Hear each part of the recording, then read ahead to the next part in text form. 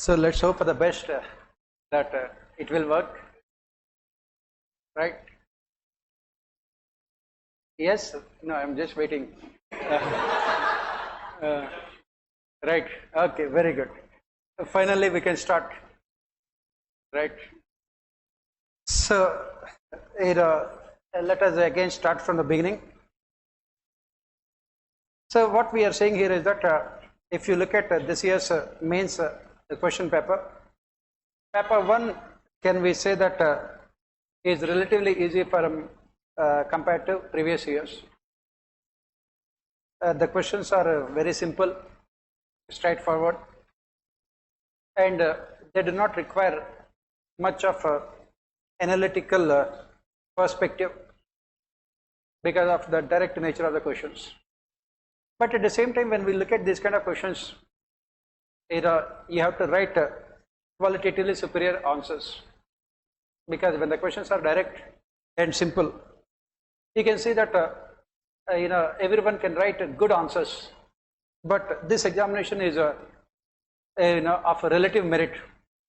So your answer sheet will be evaluated in terms of the answer sheet of other students. So you have to write a qualitatively superior answer to others.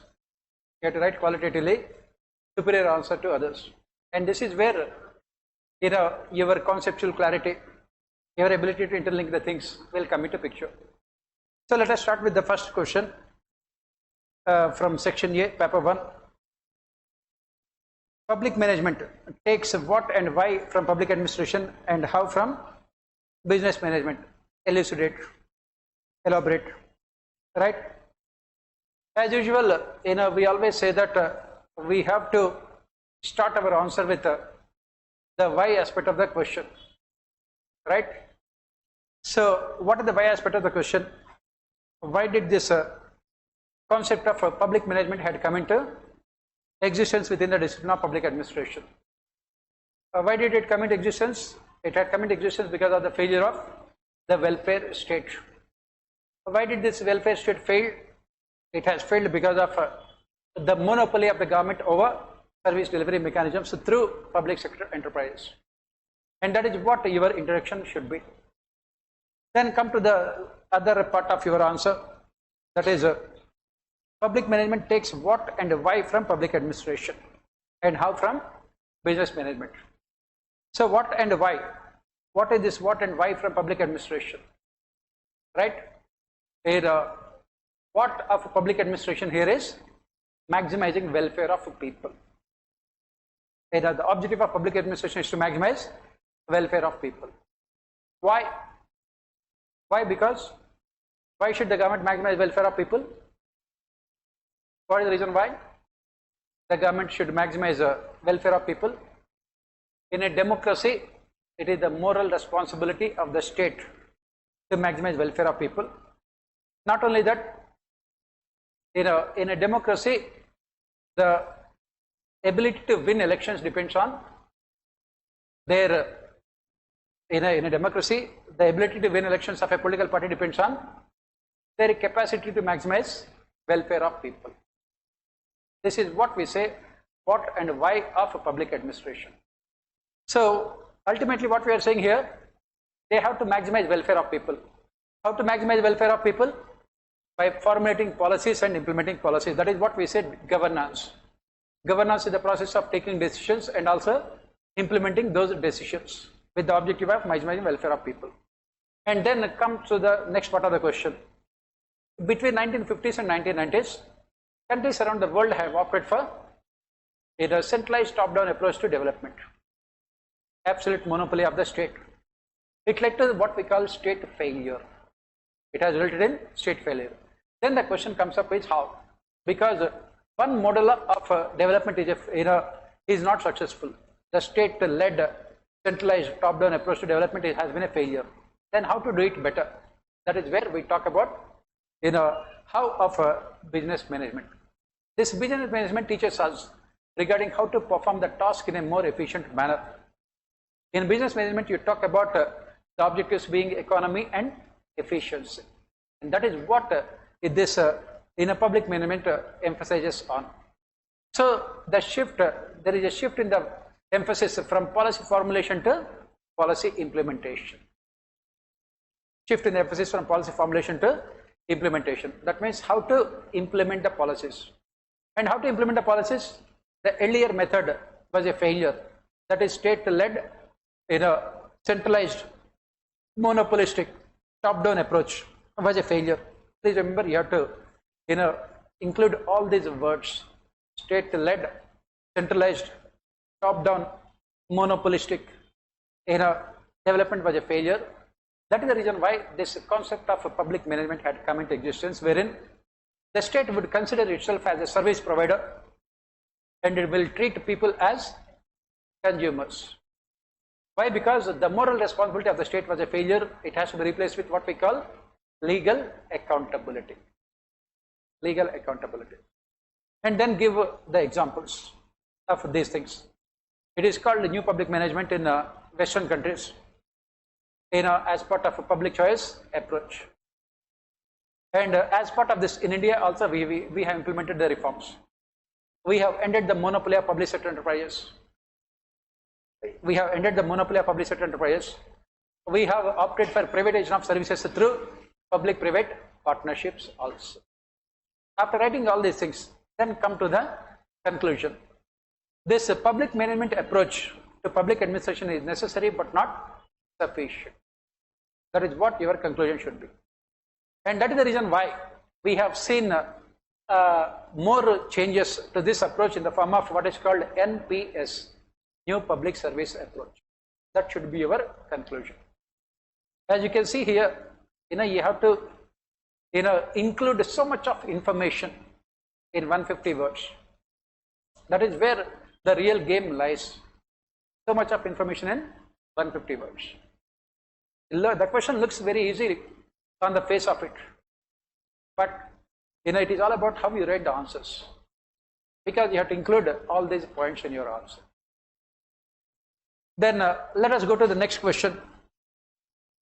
Every human organization shall start from system 1 and ultimately end up with system 4. This is what Rensis Likert has said. He said that every human organization starts from system 1 and ends up with system 4. Right? Rensis Likert, as we have discussed in our classes also, had conducted extensive experiments for a period of more than 25 years and had come out with his system 4. Right? That is what we have said. Now, again, what is the why aspect of the question here? What is the why aspect of the question here? Why did he say that ultimately system 4 is the best? Why did he say that ultimately system 4 is the best? Because of the limitations of classical theories. He had conducted experiments for a period of 25 years and had spent almost $15 million. On the basis of that, he has concluded that there are two types of managerial systems in our nation. One is people-centered, second one is production-centered. And he said that ultimately people-centered organization is the one which can maximize efficiency in the long term. This is the background. Right? Now come to the question here. What Rensis Likert has said, every human organization should start from system 1. Why? Why every human organization will start from system 1? What is the system 1? Authoritative, exploitative. Why? Why does it start from system 1? Why? If you remember, as we discussed in our classes all the time, when this system 1 classical theories had come into existence, societies were poor, backward and illiterate, and people were looking to satisfy their basic needs. That is the reason why these classical theories were highly successful. It started naturally. In any society, it always starts with the system 1. Why? Because classical thinkers have helped the workers. They have helped the workers to satisfy their basic needs. Abraham Maslow, that is what we say. When we start working, we always start working to fulfill our basic needs. From there, we move on to security needs, social needs, self-esteem and self-actualization. That is the reason why we move from system 1 to system 4. You have to bring in Maslow and explain the things here. Interlinking the thinkers. That is the most important thing that you have to do in your answers. Why? Because at the time of industrial revolution, societies were poor, backward and illiterate, and people, when they joined the organizations, they were looking to satisfy their only basic needs. And classical thinkers had provided opportunity for the people to satisfy their basic needs. And what did the management say in the classical theories? Do whatever we tell you to do. Don't ask for any freedom. Authoritative, exploitative. And don't ask for any participation or contribution. Don't ask for any self-esteem. We will treat you as instruments and do the things the way we tell you to do. We will satisfy your basic needs, monetary incentives. And once their monetary incentives, basic needs are satisfied, they were looking for other higher level needs. That is when system 2 had come. System 2 is benevolent, authoritative, wherein the relation between the management and the workers is that of a master-servant relationship. Servant would be loyal to the master. In return, master would take care of the interests of the servants. Then, as the society improved, thanks to what Douglas MacGregor has said, because of scientific and technological developments, because of the welfare state that was adopted, those who had become part of the organization, the second and third generation workers, they were looking to satisfy higher level needs. That is when system 3 had come, participative management. And from then, again, further developments, what we call post-industrial organizations, service sector. There, they were looking to satisfy the highest level of needs, that is self-esteem and self-actualization needs. That is where system 4 had come up. And this is what Rensis Likert has said. After writing all these things, as part of conclusion, what you have to talk about? You have to talk about the fact that Likert's this theory, participative management theory, is a descriptive theory of organization. He has said that organizations have to move from system 1 to system 4, but he did not explain how this transformation takes place. That is how you have to conclude your answer. Right? Again, as I keep on saying, the question looks simple on the face of it, but how you interlink the thinkers and how you come out with the answers here. Right? That is what you can talk about. Right? Yeah. Yeah. I did not say MacGregor. I spoke about two thinkers, Maslow and MacGregor. What did Abraham Maslow say? He spoke about the hierarchy of needs. What did MacGregor say? Why this concept of participative management had come into existence? Go back to what we had discussed in our class, Douglas MacGregor. He said that the concept of cooperation is as old as the civilization itself. But over a period of time, this concept of cooperation was replaced with the concept of domination. And then again, we moved towards cooperation because of this scientific and technological changes and also the welfare state. That is how. You have to interlink all the thinkers. Right? And that is the reason why you can also talk about this transformation from representative democracy to participatory governance. That also you can talk about. Right? Go to the next question. All the tribunals are courts, but not all courts are tribunals. All apples are mangoes and all mangoes are not apples. Right? This is a CSAT question. Pardon? This is a CSAT question. Right? All tribunals are courts. If you have to put it in a Venn diagram, what is it?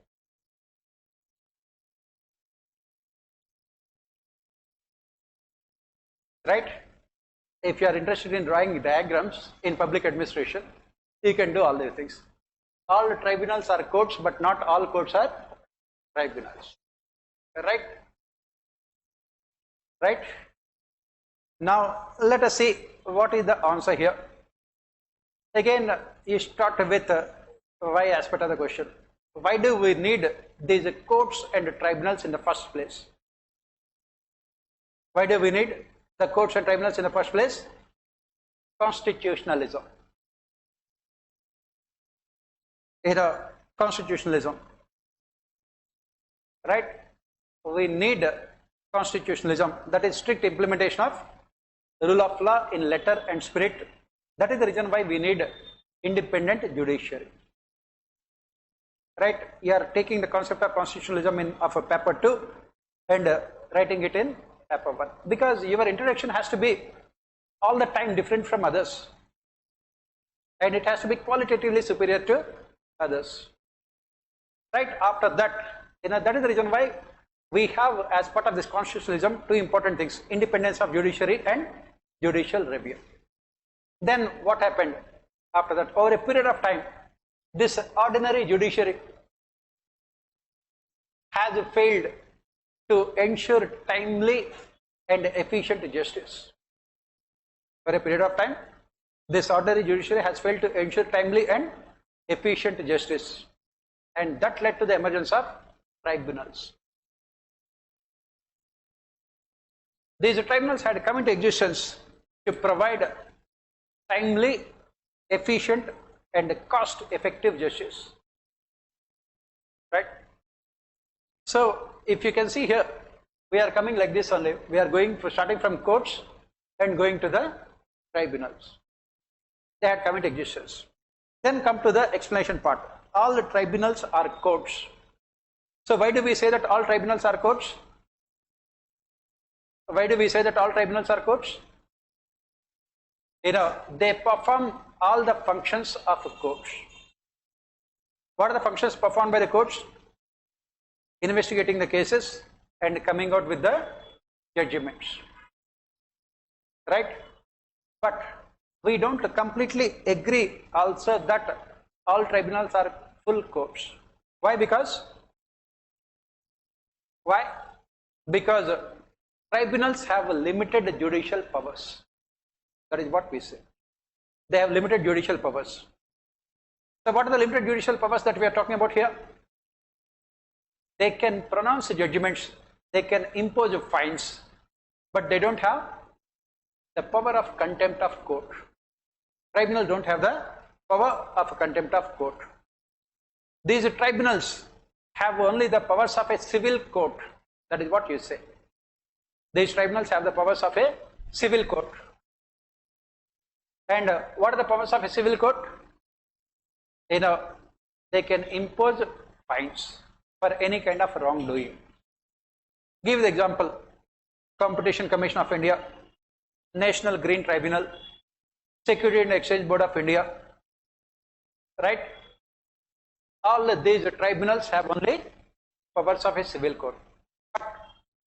They don't have the powers of a high court or a supreme court. And what is the difference here? High court and supreme court also have contempt of court powers. Right? So the first statement, yes, all tribunals are courts, but not completely.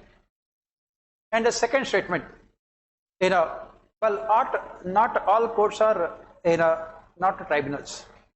Why all courts are not tribunals? Why do we say that all courts are not tribunals? First and foremost, courts have to follow due process of law. Right? They have to follow due process of law. Second, judges have knowledge of law. They have knowledge of law. They don't have any specific domain knowledge. They don't have any specific domain knowledge like that of tribunals. Like that of tribunals. And another thing, as we say here, tribunals can have their own procedure. They can have their own procedure. If you remember, this is what we also have spoken about. Take the case of these UAPA and other even PMLA courts, tribunals. They have their own set of procedures and they have their own way of punishing the culprits. For example, under UAPA tribunals, the government can declare you as a terrorist and it is for you to prove your innocence. Whereas in case of courts, ordinary courts, dices principles of rule of law are followed. You are innocent till you are proved guilty. Whereas in case of these tribunals set up by the government, they can say that you are guilty, now prove your innocence. You have to write all these technical aspects. by giving necessary examples also. And then finally, how do you conclude? How do you conclude your answer? What you have to say is that tribunals should be given more powers, as we discussed in our classes also. They should be given more powers so that they can realize the objective of a speedy, efficient and cost-effective justice. Otherwise, what is happening? Otherwise, these tribunals would be adding one more hierarchy in judiciary without improving the functioning of judiciary. Right? That is what you have to write. Again, as you can see here, so much you have to write. You have to always go beyond the question that is being asked. Look at the things from macro perspective. Any doubt, you can ask. Yes? Any doubt? Yeah. Yeah, that is what we are saying. These tribunals had come into existence to ease the burden of ordinary judiciary. They had come into existence to provide, the expert knowledge to tribunals, because our judges have only knowledge of law. They don't have knowledge of corporate affairs. They don't have knowledge of environment. They don't have complete knowledge of human rights. So they don't have any technical domain expertise. That is the reason why these tribunals had come into existence. Next, classical theory of ordination formed the bedrock for the modern ordinational theories analyzed. So, if you remember, we have spent almost one full class on this modern ordinational theories also in the previous batch only. Right? What are these modern ordinational theories we have spoken about? Yes. What did we say? We have spoken about these modern ordinational theories coming into existence from 1940s and 1950s onwards. Right? The systems theory and contingency theories. Herbert Simon, James March, all these thinkers have contributed immensely to modern ordinational theories. Right? And the question says here is that classical ordinational theory, it has formed the basis for modern ordinational theories. Why do we say that? What are the similarities between classical theories and modern ordinational theories? That is what the question says. What are the similarities? Right? Who has followed this systems approach in public administration? Herbert Simon, he was basically talking about the closed systems approach when he spoke about social and psychological aspects. And then, more importantly, it was Fred Ricks who adopted systems approach for his comparative public administration. And as we have discussed, also Ricks was critical of classical thinkers, but he followed only classical approach. Ultimately, the Ricksian comparative public administration was based on the foundations provided by classical thinkers only. What are these? What are those similarities that we talk about? Yes, what are the similarities that we talk about here? What are those things which are followed by modern ordinational thinkers for their theories from classical theories? What are the things? That is what happens when you forget.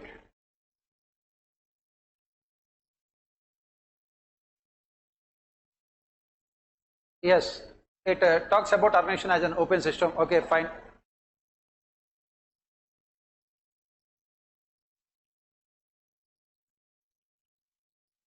Now, I am talking about the similarities between classical theories and modern ordinational theories.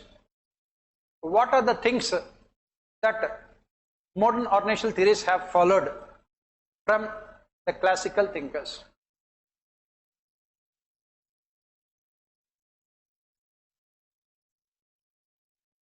Impersonality. What are the other things? There are so many other major things. Pardon? Both gave importance to efficiency Yeah. Okay. What are the other things?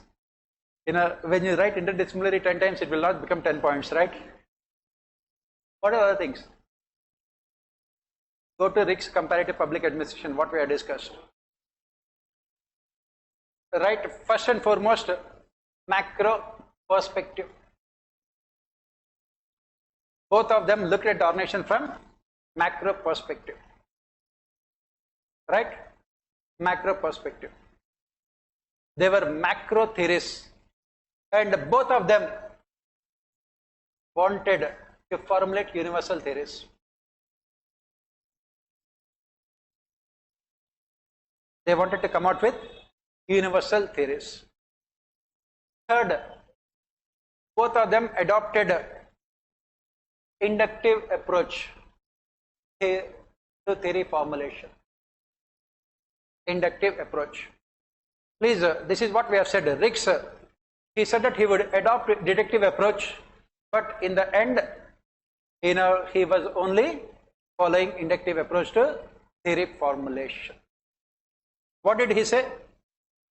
He had observed United States of America and called it as diffracted society. He had observed India and the Philippines, called it as prismatic society. And he had observed ancient Thailand and China, called it as fused society. That is what we say inductive approach. In inductive approach, you will either conduct experiments on a small sample and extrapolate the findings to the rest of the population. Right? That is the reason why both of them lacked empirical validity. Empirical validity. Then both of them adopted equilibrium theories. They had come out with equilibrium theories. Classical theories are equilibrium theories. What is an equilibrium theory? There is no incentive for the variables involved in the model to move from their existing positions. Ricks, he said that he would come out with a dynamic theory of formation, but he ended up with a comparative equilibrium. He was only comparing the equilibriums of a fused society, prismatic society, and diffracted societies. Right? Then, what else? What else are the similarities?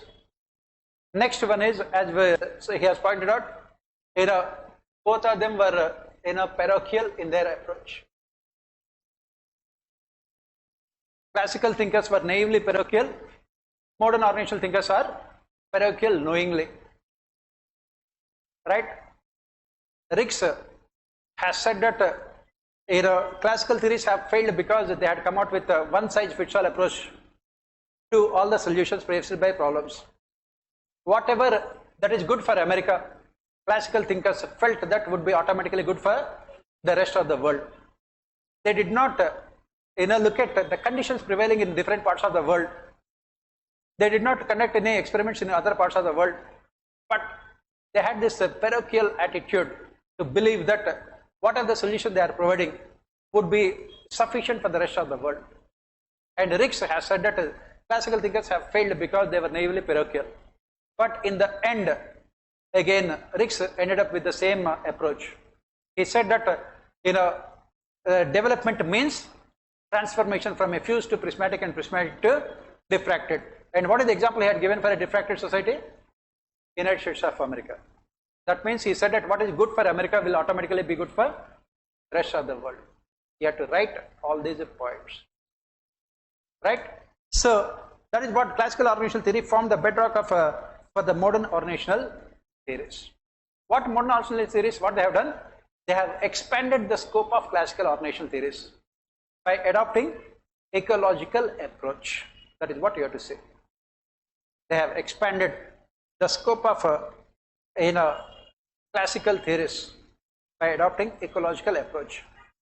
But their assumptions as well as findings are the same as classical thinkers. That's what you say. Right? Next, interaction between the state and civil society has hitherto been largely neglected, especially in developing countries. Examine. The question says that interaction between the state and civil society has been mostly neglected in developing countries. That is what the question says. First of all, do we agree with the statement? In developing countries, do we have any continuous interaction between the state and the civil society? If not, why and what should be done? Now the question that we are asking here is, why should there be interaction between state and civil society? That is what your introduction.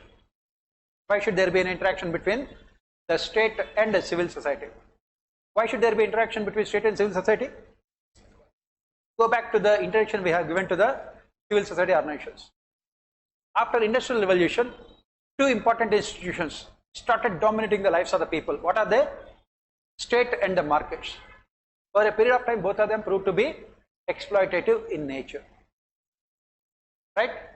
Representative democracy along with the colonial bureaucracy meant the failure of development administration.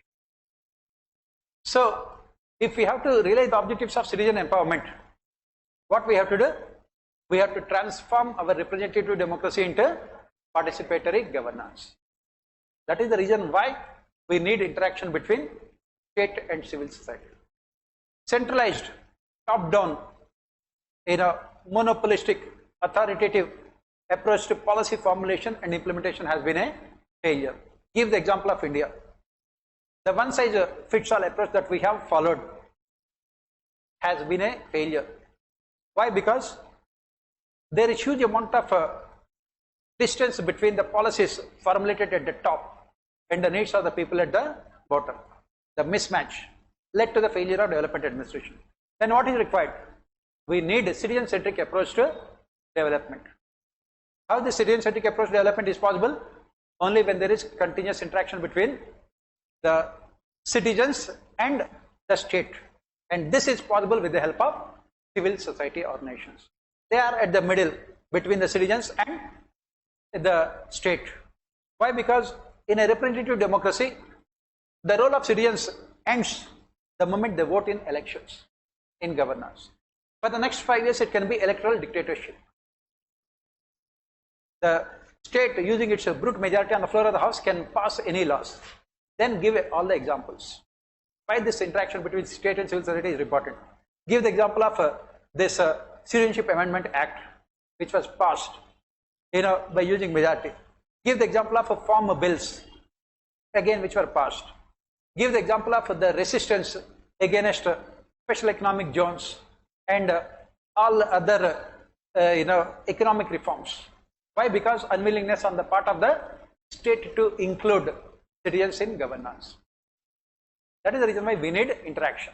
Now the question here is, why there is no interaction between the state and civil society in a developing country? Why there is no interaction between the state and civil society in a developing country like India? Why there is no interaction? First, lack of awareness among the citizens about their rights. Lack of awareness among citizens about their rights. Second, political culture dominated by emotions and sentiments. Third,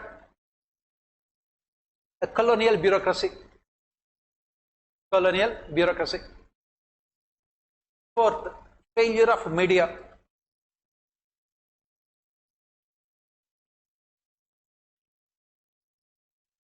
Fifth, these civil society organizations are more interested in getting funds from the government. If you remember, this is what we have discussed yesterday also. The same question was asked in your political governance also yesterday. These voluntary associations, they are more interested in getting funds from donor agencies rather than in ensuring participation of stakeholders. All of them are responsible. And then finally you have to come out with the solutions also. Finally you have to come out with a solution. Once you know the problems, you can always reverse them. You will come out with the solutions. Right? So let us move on to the second question. The administrative state is the creation of a power to bind us with the rules that are not made by legislature. Discuss the constitutionality of the administrative state and its future. So this is what we study in administrative law. What we are saying is that the scope of administrative law is determined by the scope of a public administration activity. The scope of administrative law is determined by the scope of public administration activity. So what is happening all around the world at this point of time is, as we study with Max Weber also, in a stretched horizon due to the reasons of the state, we have seen rapid expansion in the power and influence of bureaucracy. Why? The question why we have seen rapid expansion of administrative state. Why? What is the reason why we have seen rapid expansion of administrative state? Why? As we have discussed, in a democracy, the expectations, the demands, the wishes and the needs of people are ever increasing. So the state is expected to perform all these functions. It is expected to perform all these functions. When the state is performing all these functions, he has to perform all these functions on behalf of the state. Bureaucracy. To perform these functions, what is required? They need more powers. And how do they get those powers? Through administrative laws. And more often than not, these administrative laws are a part of the rules and regulations that are formulated by bureaucracy. As we have spoken about, what is the difference between law and rules and regulations? Laws are formulated by legislature and are passed by legislature. Rules and regulations are formulated by bureaucracy as part of the much broader laws. Now what the question says is that this administrative state, as part of this administrative state, bureaucracy gets so much of power. Why? Why do they get so much of power? Because the legislature could not perform its job. Give the example here. In a section, this 66A of Information Technology Act, section 66A of IT Act. This IT Act was passed in our parliament in exactly 2 minutes. Members of parliament never really bothered to look into the contents, because who formulated all these contents? And they have given themselves so much of power. We have come to know about the amount of powers that bureaucracy got for itself only when it was implemented. A small innocuous cartoon that you are putting up on a Facebook account could become the reason for your imprisonment under IT Act. And who formulates all these rules and regulations? Bureaucracy. Do the political executive have the knowledge about them? Obviously not. Similarly, take the case of UAPA. Take the case of ED, income tax. These laws give huge amount of discretionary powers to officials. Now coming back here, discuss the constitutionality of the administrative state. That means, is this administrative state constitutionally valid or not?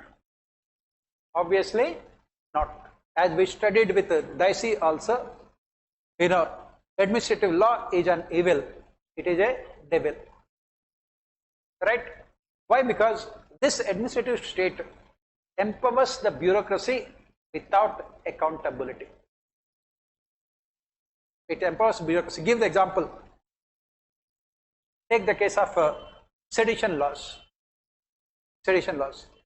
And you have to give the examples again from Indian administration. You have to talk about how many people have been arrested under these sedition laws in the recent past in all the states. And what are the reasons why they are arrested? All of them were arrested because they criticized their government. Under this section 124 A of IPC, right? You can be arrested and you can be imprisoned for any length of time. Sometime back, I think 2-3 weeks back, in Indian Express, Tavleen Singh, she has written a beautiful article about these things. As I keep on saying, you have to read newspapers and include all of them. Umar Khalid, I think this a student, he was arrested under these sedition laws. For 2 years he has been in prison. Till now, his case did not even come up for hearing in the Supreme Court. Why? Because you can be arrested and you can be put in prison for any length of time without any inquiry also. So obviously, it is definitely not constitutional because it goes against the principles of rule of law. Rule of law says that you are innocent till you are proved guilty. This is the concept of rule of law, the first principle of dicey. Whereas in this administrative state, you are guilty till you are proved innocent. Absolutely, definitely not constitutional, but it is required. Positively, it is required because we need positive discrimination. This is possible only with the help of administrative state. Give the example. The government has provided 80 crore food grains under Pradhan Mantri Garib Kalyan Yojana during Corona. This is also part of administrative state. This is where it is constitutional because Article 21, right to life and liberty. You have to write so many things. That is the reason why the questions looks very simple. But the more interlinkages you can do, that's what I always say. To write one answer in public administration, you require the knowledge of all 26 topics. 12 in paper 1 and 14 in paper 2. You have to interlink all of them and linking them with current affairs. It is also constitutional. Thanks to this administrative state, only we are able to protect the interests of the poorest of the poor people during the Corona crisis. Thanks to the administrative state, we have given vaccine to every citizen in the country. Right? Definitely it is there. And what is the future of administrative state? It is going to stay. Why? One, for developmental purposes. Second, welfare. Third is security. Safety and security. For all these reasons, administrative state is always going to stay, both for regulatory as well as developmental purposes. And you conclude by saying that there must be effective regulatory mechanisms to make sure that this administrative state is not transformed into dictatorship. Right? That is what you have to write.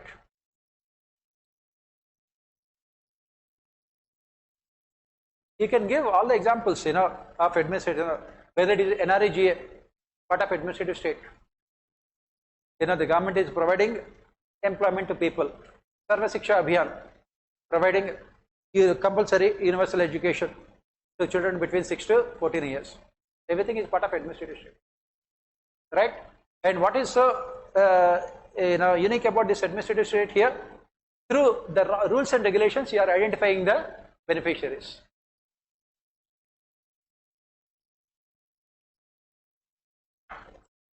Obviously, that's what we are saying. That is what we study in our administrative law topic. Red light theory and green light theories. All this is part of green light. Right? Next, transformational leadership requires high degree of coordination, communication and cooperation. Explain. This is what we have discussed in our class as part of leadership theories. The last set of leadership theories, we call it as management theories of leadership, the most modern theories, wherein we talked about this transformational leadership. Why did we talk about transformational leadership? Because of the traditional theories of leadership, especially classical theories. Classical thinkers define leadership only in terms of strict compliance with rules and regulations. Modern organizations must go beyond those things. They must transform the organizational structure, procedures, functioning, behavior and attitudes. Right? Why? Because modern organizations, as we say, are dominated by service sector. When people become part of these organizations, as we discussed earlier, their basic needs are satisfied. They are looking for higher level needs. Self-esteem, self-actualization. This is where leadership has to create the kind of ambience in the organization so that the followers have the motivation, determination, sincerity, hard work and discipline. And this is where transformational leadership becomes important. Give the examples. As I said, take the case of Mahatma Gandhi. Communication. Best, Mahatma Gandhi is undoubtedly the best communicator. With a single call given by Mahatma Gandhi, people had left their colleges, schools, and women, they came out of the houses and participated in a freedom struggle. Communication, very important in modern organizations. Then coordination. Why coordination is required in modern organizations? Why? Because in modern organizations, what we have today are horizontal hierarchies, right? Horizontal hierarchies. You can draw all those beautiful diagrams we have done in the class, right? You cannot draw in the same, artificial manner, modern art, but whatever the limited ability you have, we can do all those things, right? They are horizontal structures where everyone is equal, and that is when it becomes difficult. That is the reason why, if you remember, MP Fale, she spoke about the fact that coordination becomes difficult in flat hierarchies. And this is what transformational leadership. They must resolve the conflicts. That is what we studied as part of new public governance also. And this is where coordination becomes very important. And then cooperation also, right? And what are the examples you can give to explain these things from the present day, modern day context? Give the example of the functioning of the union government, the ministries and departments in the union government, the ministries and departments within the central government. And that is the reason why our Prime Minister had come out with this PM Gati Shakti Yojana. That is what about transformational leadership, right? That is what transformational leadership. Communication, coordination and cooperation, right? Why? Because most of the projects are delayed because of conflict between the ministries and departments. All of them have working in independent silos horizontally. Give this example. And then what are the other examples you can give? You have to give the examples of the functioning of multilateral institutions, wherein all the member countries are on equal footing. All the member countries are in equal footing. That is where you require transformational leadership. Give the example of this Glasgow summit in climate negotiations, wherein the countries had come forward and they have agreed to adopt certain commitments to reduce carbon emissions, right? This is where you can say transformational leadership. At that point of time, all the global leaders, especially the leaders of developed and developing countries, they had come together and they have displayed what we call transformational leadership. You have to give these kind of examples, right? Next, please remember, you have to explain with as many examples as you can. That is where, as I keep on saying, your knowledge of current affairs will come in handy. General studies, if you are good with your ES, automatically you will be doing good in PubAd. Next, human relations postulates that what is important to a worker and what influences his or her productivity level may not be the organizational chart, but his or her association with other workers. Is it more relevant today? Very straightforward question. But again, how do you make your answer different? Because if you are writing the same answer like everyone writes by reading thinkers Prasad and Prasad, he will also become a thinker. Thinker means unemployed person, right? So how do you make your answer different from others for these kind of questions? As usual, start with the why as part of the question. Why did either classical or organizational human relation thinkers come out with the theory? Why? Why? Because industrial organizations were facing challenges related to economy and efficiency after industrial revolution, right? That is where got. Initially, classical thinkers, came out with the solutions through their principles. And what did they do? They emphasized on organizational structure, they emphasized on planning, they emphasized on implementation through principles of organization. And what is the assumption they have made? What is the assumption they have made? They made the assumption that human beings always behave rationally. They made the assumption of rational human being. Right? That is the reason why, they focused more on structural aspects. In the process, what did they do? They converted human beings into machines. Why did they convert human beings into machines? Why did they convert human beings into machines? They discussed all these things in the class. Why did they convert human beings into machines?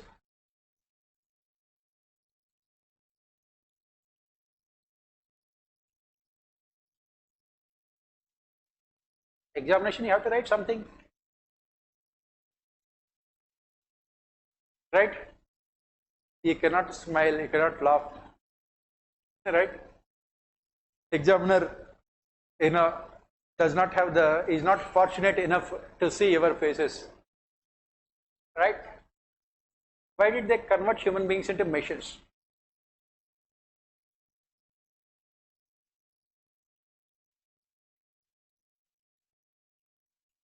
As we have discussed during this phase of capitalism, machines are much more productive than human beings.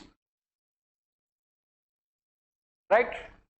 And what is required for machines to work? Continuous supply of power. In the same manner, Taylor wanted to convert human beings into machines to improve their productivity. And what is the assumption he has made?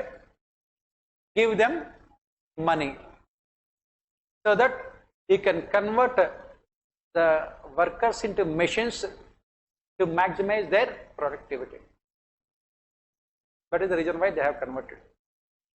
Right? And this assumption was rejected by human relations thinkers. Then come to the human relations thinkers. Human relations thinkers have said that workers working in the organization, they are not instruments, they are not machines, they are human beings. If you want to maximize their productivity and efficiency, give importance to their social and psychological factors. Right?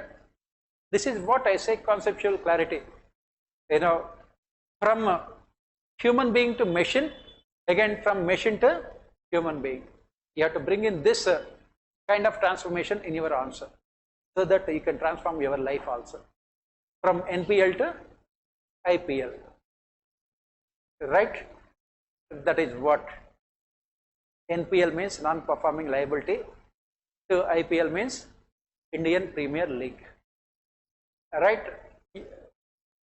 You will become a rich person. In your answers, this kind of conceptual clarity is what is required. After writing everything about human relations thinkers, I don't think I need to discuss all those things. How do you conclude then? How do you conclude your answers? You say that same thing. Human relations,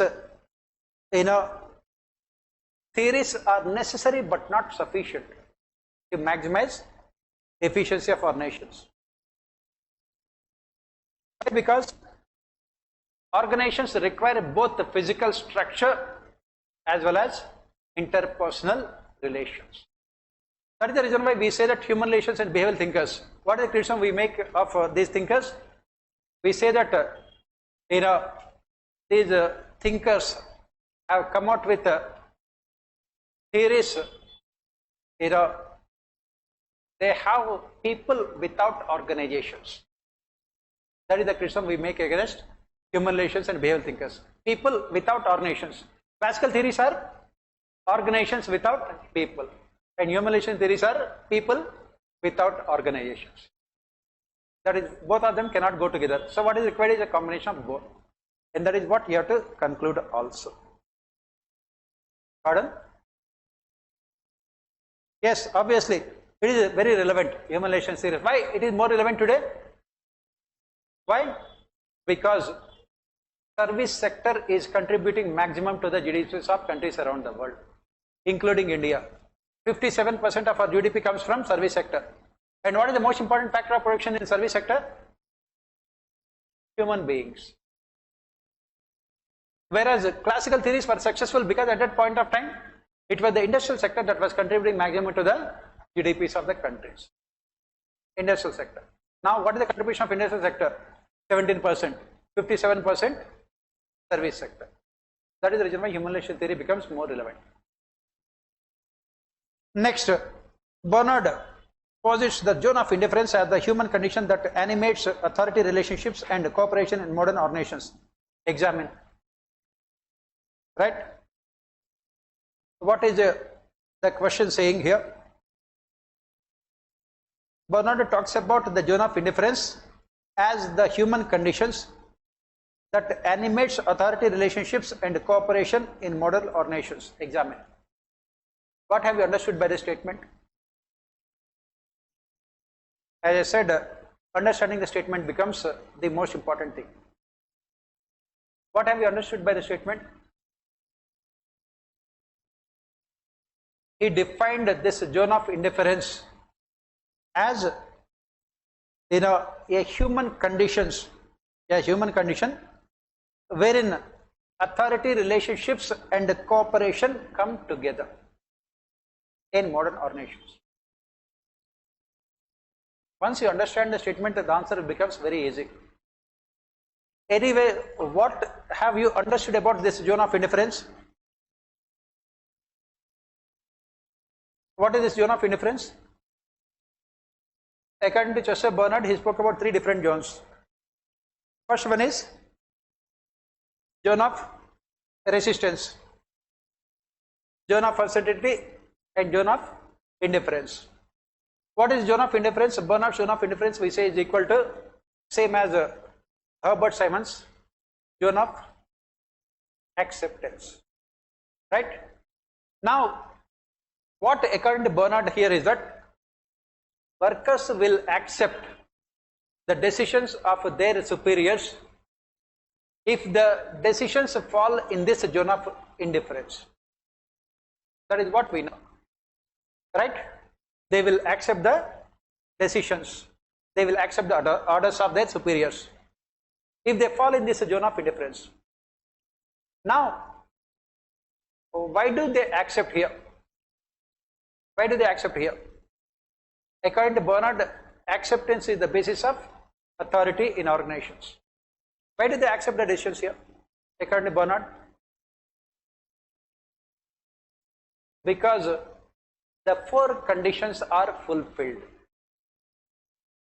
What are the four conditions? Orders should be understood. They should fall within the capabilities of the workers, and they should be in consistence with organizational objectives. They should be in consonance with their individual motives. So if you look at all these four conditions, this is what the statement says. That means this zone of interference is a combination of authority relationships on one hand and the concept of cooperation that modern organizations talks about on the other. What is the authority relationship here? As we have discussed, the fiction of authority. It is the superior normally who gives orders to the subordinates. So for people outside the organization, it looks as if the superior has the power to give orders. But in reality, it is not of authority relationship, it is more of cooperation. And what is the reason why workers are willing to cooperate with the superiors? As we discussed in our topic on this authority, what is the reason why workers accept the orders of the superiors? Why do workers accept the orders of the superiors in Bernard's organization? Why? Because subordinates will accept the authority of superiors because superior will give them the assurance that he will take responsibility for their actions. That is what we call the authority relationship. In classical theories, subordinates do not have any kind of freedom. They have to follow the rigid organizational structure. They have to follow the rules and regulations, and they have to follow the disciplinary norms. Any order given by the superior will have to be implemented by subordinate. There is no scope for any kind of freedom to the subordinates. Whereas in burnout's organization, everything is voluntary in nature. Right? These authority relationships are defined in terms of cooperation. That is what the question says here. And that is the reason why subordinates are willing to sacrifice their freedom and willing to accept the orders of their superiors, because superior will take responsibility for their actions. Does it mean that they will accept all the orders of superiors? No. They will only accept those orders where all these 4 conditions are fulfilled. And that is why burnout's zone of interference becomes very, very important. Why it becomes very, very important? Because it combines classical and human relations theories. In classical theories, it is about the structure, superior, subordinate, giving orders, discipline, so on and so forth. For people outside the organization, it looks like the same. Superior is giving orders and subordinate is taking orders. But why?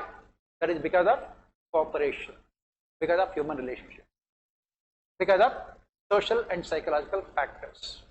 That is what we say here. Right? Can you give examples for this? Can you give examples for this? I gave the examples also, you always forget. Take the case of our democracy, political executive and bureaucracy. Zone of indifference. Bureaucracy will accept the orders of the political executive because political executive will take responsibility for their actions. The secretary will implement the orders of the minister. Tomorrow if something goes wrong, minister will take responsibility. Please remember all the examples we have given in the class, very, very important. Normally you are attending the classes and you think that you are listening to Ramayana and Mahabharata. I am Valmiki and Vedavyas combined together. Right? Not like that. Right? We are in a very professional setup, and everything that we say in the class is very important from your examination point of view. Next, let us move on to the next question. Strategic communication, new public service celebrates what is distinctive, what is important, and what is meaningful about public service. Discuss. Every year the same question will be asked. Last year they said that new public service is a combination of NPM and NPA. Now they are saying the same thing in a different format. What you have to remember is that the questions may be different. The answer is always the same. If you realize this universal truth, become enlightened soul. Right? The questions may be different, but the answer will always be. You write whatever you know, irrespective of the question that is being asked. You will definitely get marks. Because in public administration, the syllabus is so less. Every year they have to have the same thing. They have to every year have to ask about classical thinkers, human relation thinkers, behavioral thinkers, and NPM, NPS, NPA. Beyond that, what can they do? Right? Now they are making GS papers also like that only. They are repeating the questions of previous years. You must have seen our discussions of ethics paper. Any person without any knowledge of ethics, any person who does not have any ethics, more importantly, can get maximum marks. Right? On the other hand, if you have ethics, it becomes problematic. Look at all the case studies. Say out of 6 case studies, 5 they have given the same answer.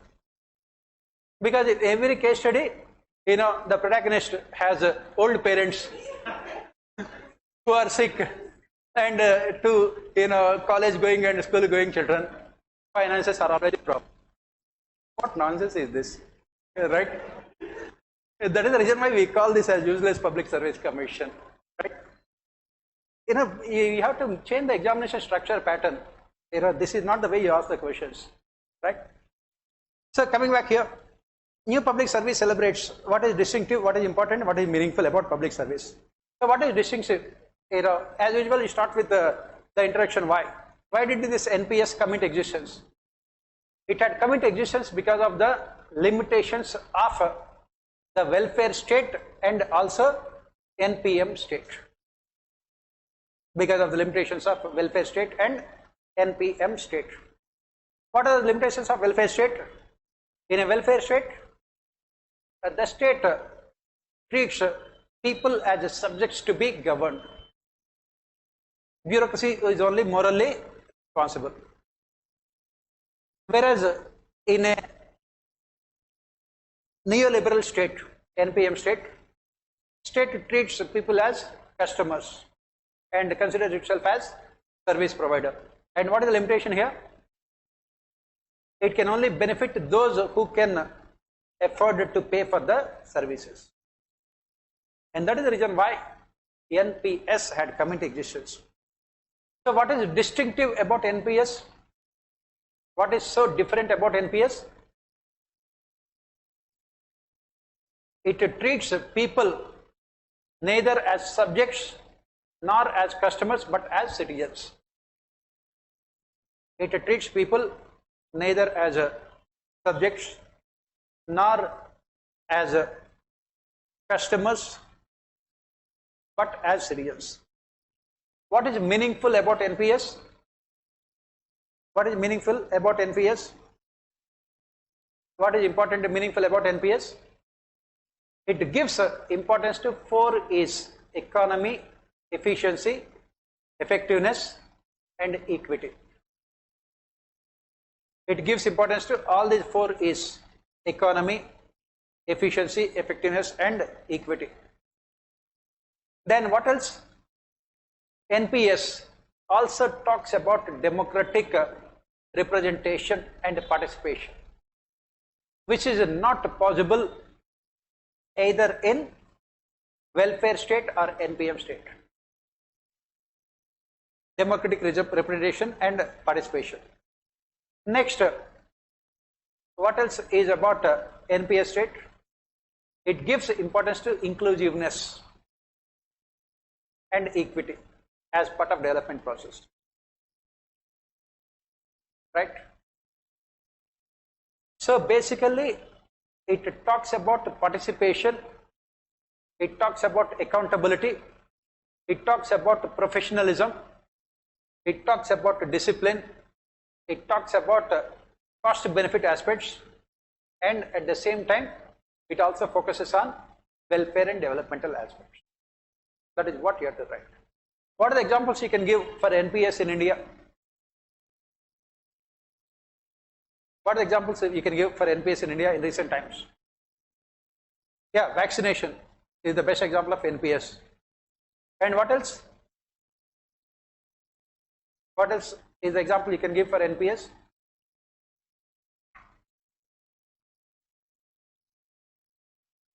What else is the example?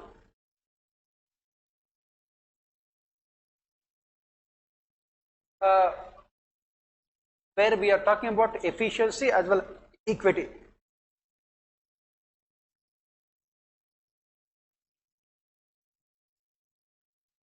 Yes, you say that this computerization of PDS to remove these fake beneficiaries by linking them to Aadhaar. That is what you can give, so that you are achieving efficiency as well as equity. Here, for example, through this fingerprint mechanism, yes, e-governance, through this digital governance, you are achieving both efficiency as well as equity, right? Next, strategic communication ought to be an agile management process. Discuss the conceptualization of strategic communication for the government actions. Again, 2 years back the same question was asked. Discuss the importance of communication for government, public organizations. Now they have drastically changed the question by asking strategic. That's right. Same, they have to ask the same question. That's what I always keep on saying. Practice the previous year's questions. Right?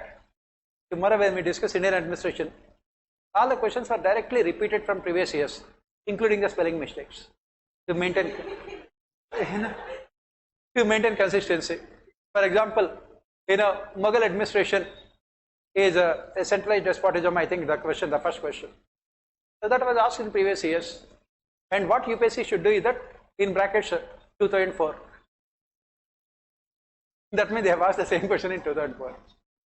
So that we don't have to even look at also. Right? So, strategic communication ought to be an agile management process. Discuss the conceptualization of strategic communication for the government actions. First and foremost, why this strategic communication ought to be an agile management process. Why? Again, you talk about modern day organizations. Modern day organizations, what we say here is, have these flat hierarchies. Modern day organizations have flat hierarchies. So with these flat hierarchies, what happens? Coordination becomes always a difficult process. Why? Because as we study in contingency theories, non-substitutability of subunits and subunit centrality. Right? Modern organizations, non-substitutability of subunits and subunit centrality. This is where it becomes problematic. And that is the reason why strategic communication becomes important. What is the strategic communication? What do we say about strategic communication? It means that the communication is used in a proactive manner to realize the objectives of organization. Again, start with Chester Bernard. What did Chester Bernard say? Communication is the most important activity that is being performed in organizations.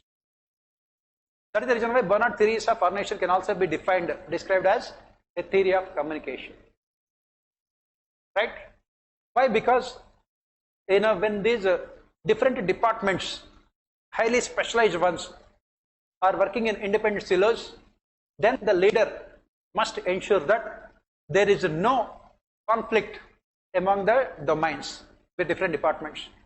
And also, the inefficiency will not be there because of subunit centrality. If you remember, that is what we had discussed with Max Weber also. Why Weberian bureaucracy becomes inefficient? Because of internal inconsistency. The departments which are specialized ones, if there is a conflict between their own objectives and overall goals of the organization, they give importance to their own objectives. That makes the organization inefficient. This is where strategic communication becomes important. The leadership must sit together with all the departmental heads and explain to them what are the overall goals of the organization and what should they do if there is a conflict between the departmental objectives and overall goals of the organization.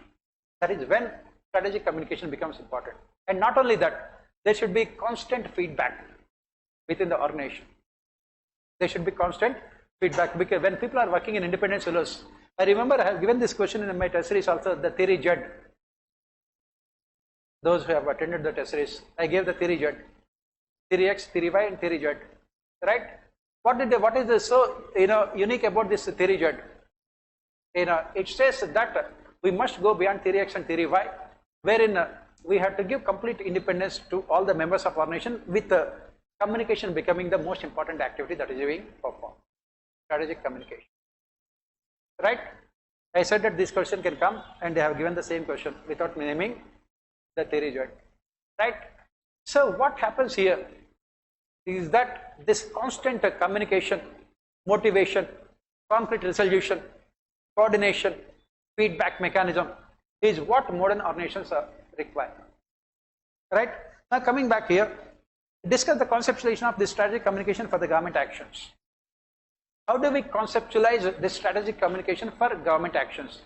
How this strategic communication can be conceptualized within the government? How? Go to the public policy topic. How? Policy inputs. The government must receive policy inputs from various quarters through communication. Right?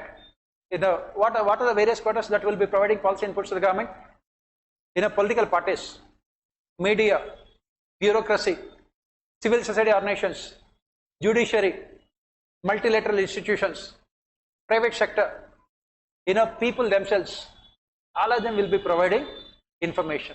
What the government must do here as part of this strategic communication, the government must have what is called new public governance approach, wherein the inputs are received from all these organizations through what is called networking analysis. You have to bring all these things in the answer. networking analysis. And once the inputs are received, what the government should do? Cabinet is the highest policy decision making body, black box model only. They have to formulate the policies, then they must communicate the policies to the stakeholders. They must communicate policies to the stakeholders. Take the case of, give the example of farm bills.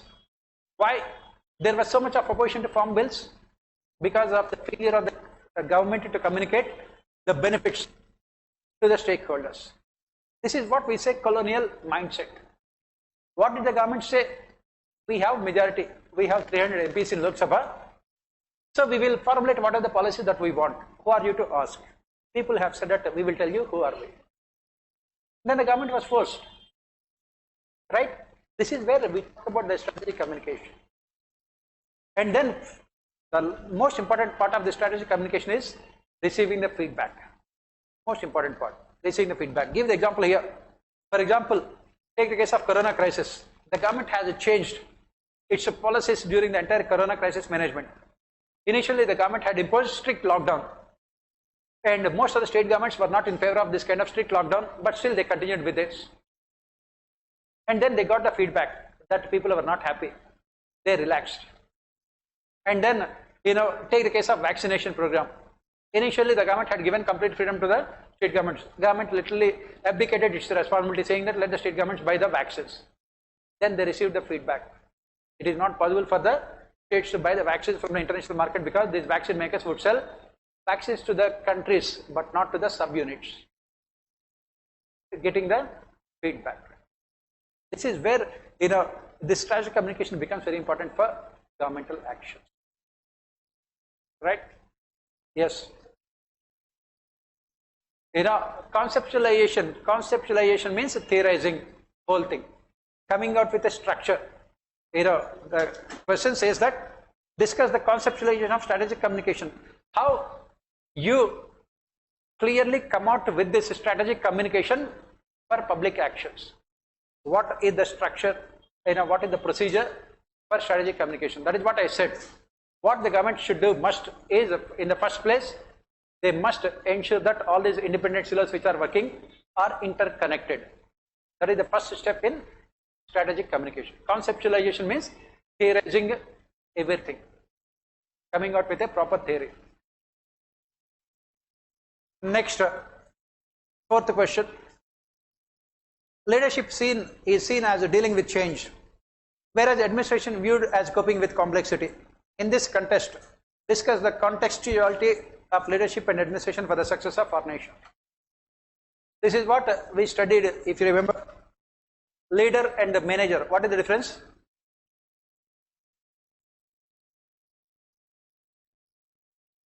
What is the difference between a leader and manager? Leader decides what to do and manager decides how to do it. What the question?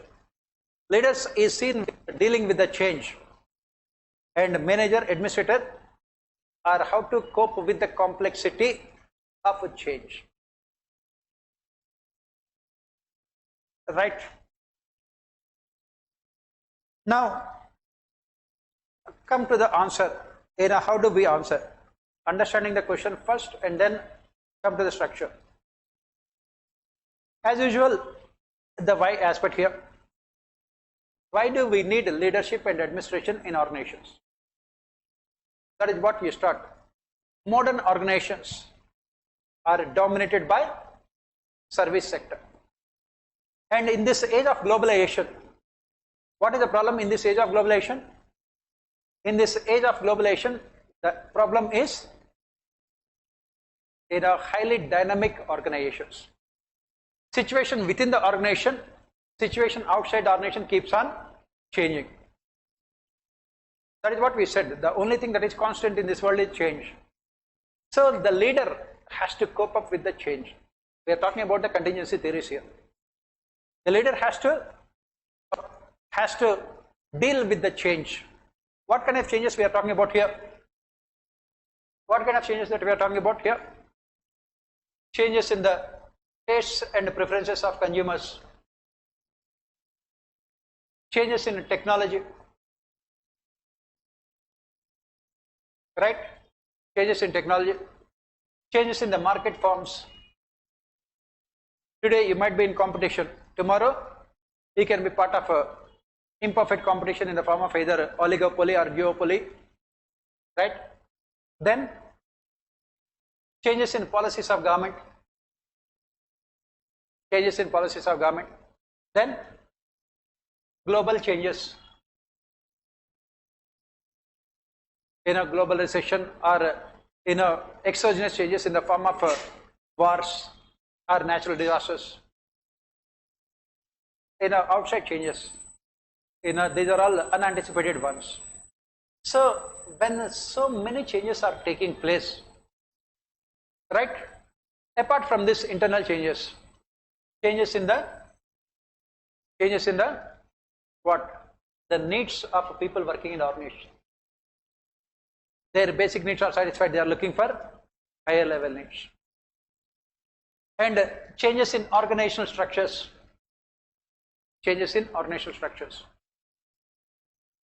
Why the changes take place in organizational structures? Either you are expanding your organization, or they are reducing hierarchical levels because of computerization and everything else, technology. So a leader has to cope up with all those changes.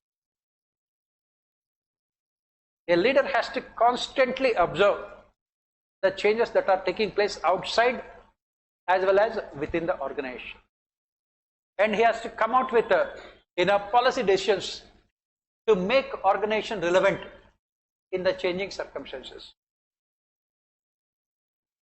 That is the reason why Herbert Simon spoke about what? Non-programmed decisions. Herbert Simon spoke about non-programmed decisions, strategic decisions. A leader has to focus on non-programmed decisions. Has to look at the organization from a macro perspective. He also has to look at the changes that are taking place outside as well as inside the organization, and has to prepare the organization for all the changes. That is what the first quarter discuss the contextuality of leadership and administration for the success of organization. Because a leader has to deal with all the changes. But what we have to remember is that the role of leadership mostly ends with bringing in the changes. That is where the role of administration becomes important, or management becomes important. Both administration and management, what they have to do? They have to deal with all the complex problems that arise out of the changes that the leader has introduced. For example, they have to provide training to their employees. They have to change their attitudes and values and behaviors. They have to anticipate, the problems that can come up with the changes that have taken place in the organization, and they have to come out with the solutions. They have to motivate the employees. That is what we say, dealing with the complexity, coping with the complexity. You write all these things in a theoretical manner, but the answer does not look good. Why? Because you have to explain with real life examples. So can you give me examples here?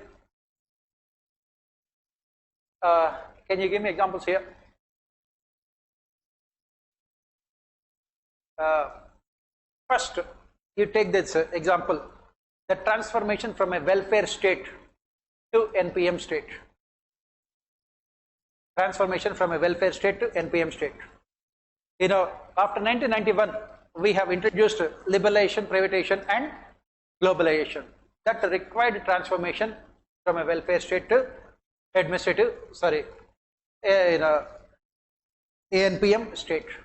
That is where dealing with complexity related to change. And then in recent times, another change had taken place. That is, this e-governance, digital governance. Then give other example. 73rd, 74th amendments, decentralization. Decentralization. This is where leadership and administration have to come together and work together. And what are the other examples you can give? What are the other examples you can give from the point of view of private sector? Private sector. Take the case of multinational companies having branches in different countries. Every state, every country has a different work culture. Leaders has to adapt to that work culture. Administration has to deal with the complexities of that work culture. Can you have the same work culture in every organization? Obviously not. So what the leadership has to do? Leadership has to make sure that the organization does not forget its macro objectives, but at the same time administration has to make sure that they are dealing with the complexity of the changes. This is where we talk about sensitivity training. This is where we talk about changing the attitude, values and behaviors. This is where we talk about training skills and knowledge. That is what Herbert Simon also says about. He says that ultimately we have to transform these non-programmed decisions into programmed decisions by using technology, training personnel, improving human resources. That is what you have to conclude. Right? Regulatory governance framework have become essential building blocks of world society. Discuss their potential and impact in fulfilling the hopes and demands. So, what are these regulatory governance frameworks? Yes, we are talking about this regulatory governance in the form of these regulatory commissions and regulatory authorities. They have become essential building blocks of world society. Why? And what is their potential and what is their impact in fulfilling the hopes and demands of the people? So what we have understood by this question, we say that in this age of globalization, governance means regulation. In this age of globalization, governance means regulation. Right? Governance means regulation. All over the world, this regulatory governance, had become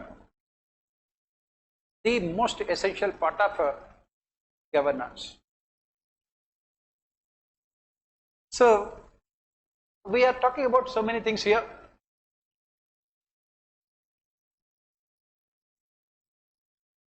So, in this age of globalization, we are talking about regulatory governance from a global perspective, that is through global constitutionalism. Through global constitutionalism. So what we are saying is that all the countries in the world are integrated in this age of globalization. This integration taking place through both political, economic, administrative, social and cultural, environmental also. Now when we are talking about this kind of integration, there is always a problems. The world is not a homogeneous world. There is so much of diversity, heterogeneity. You have developed countries, you have developing countries, you have underdeveloped countries.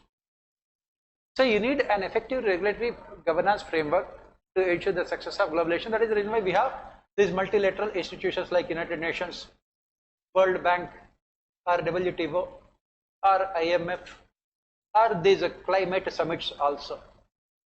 All of them. Right?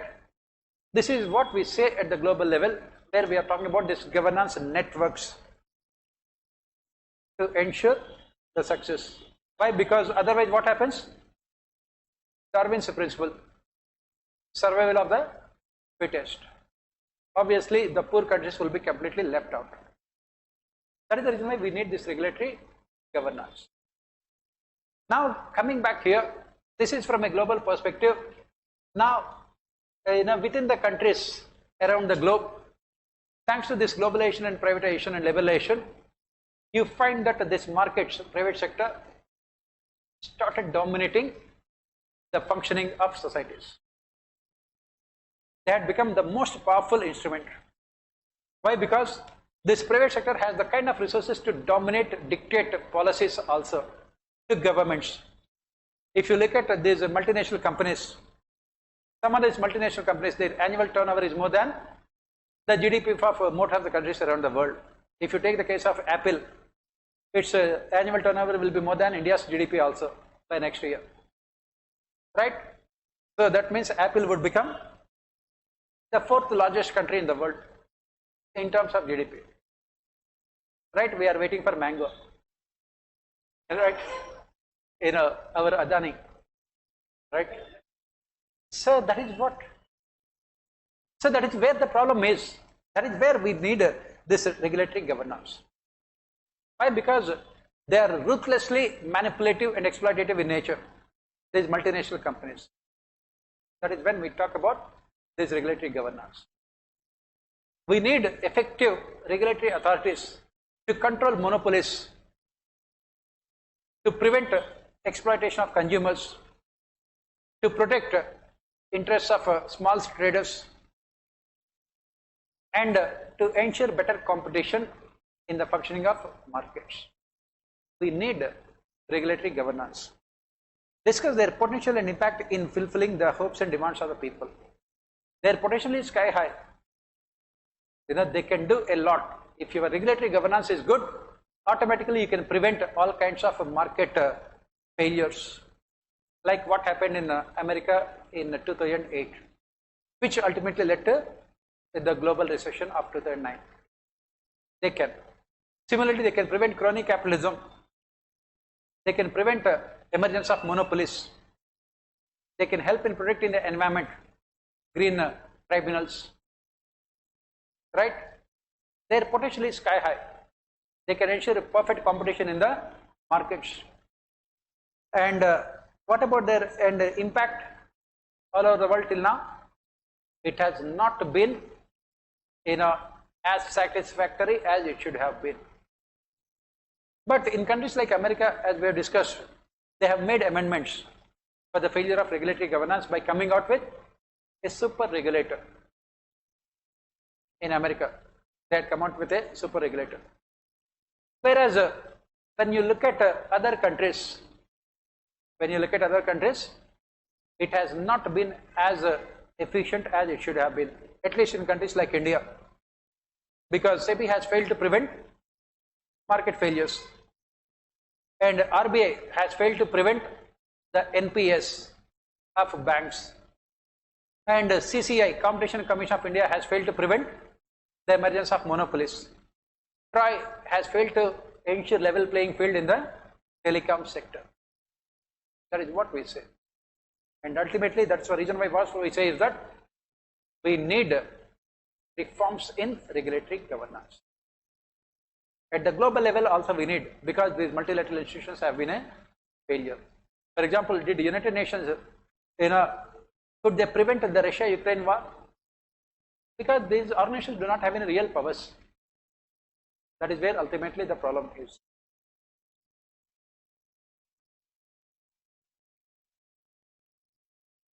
And I have given the global perspective, but the emphasis will be mostly on within the regulatory governance within the countries. Social auditing is not just saving the money, it creates positive impact on governance. Comment. Very straightforward question, right? What kind of positive impact that we are talking about with social auditing? You basically move from bureaucracy-centric administration to citizen-centric governance. You move from bureaucracy-centric administration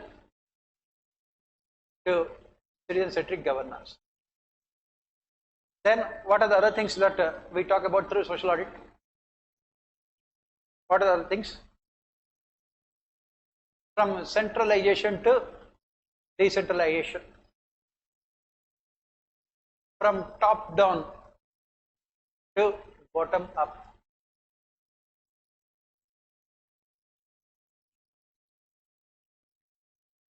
From a regulatory audit focusing on economy and efficiency to social audit focusing on effectiveness and equity.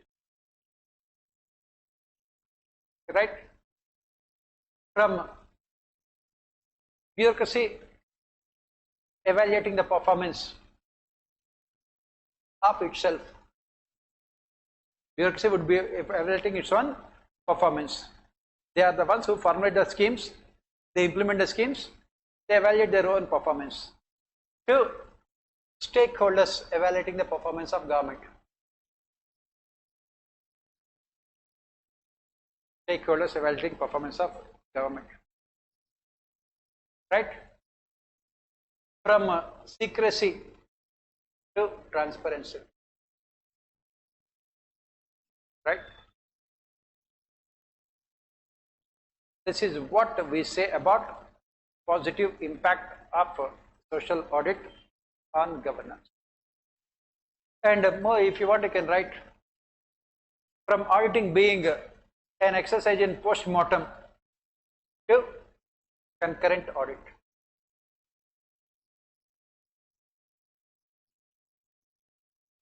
Auditing being an exercise in post-mortem to concurrent audit.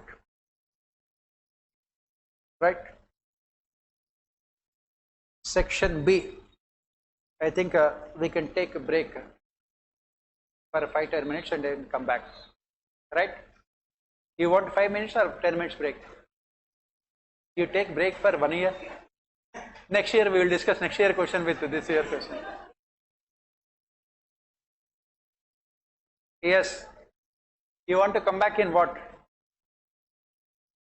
5 minutes?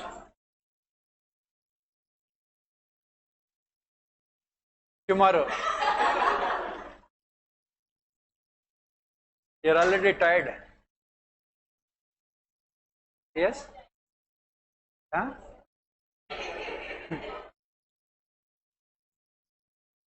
See, for those who have come new, we are some other students, unfortunate souls, are there in the class since morning 11:30. Non-stop era they are attending. 11:30 to 2, we had one class. Again now, so suddenly they are finding it difficult. They have not studied or worked hard for such a long period of time in their entire life. 5 hours, right? So, what do you want tomorrow?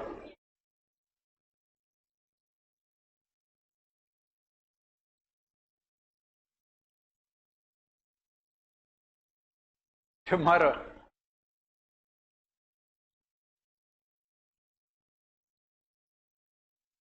Okay, but again, some people have come from very long distances. They will come again. Very good. I like your attitude. This kind of attitude is very important for ethics paper. Highly selfish. Okay, no problem. Tomorrow we'll continue because paper 1 is taking a lot of time.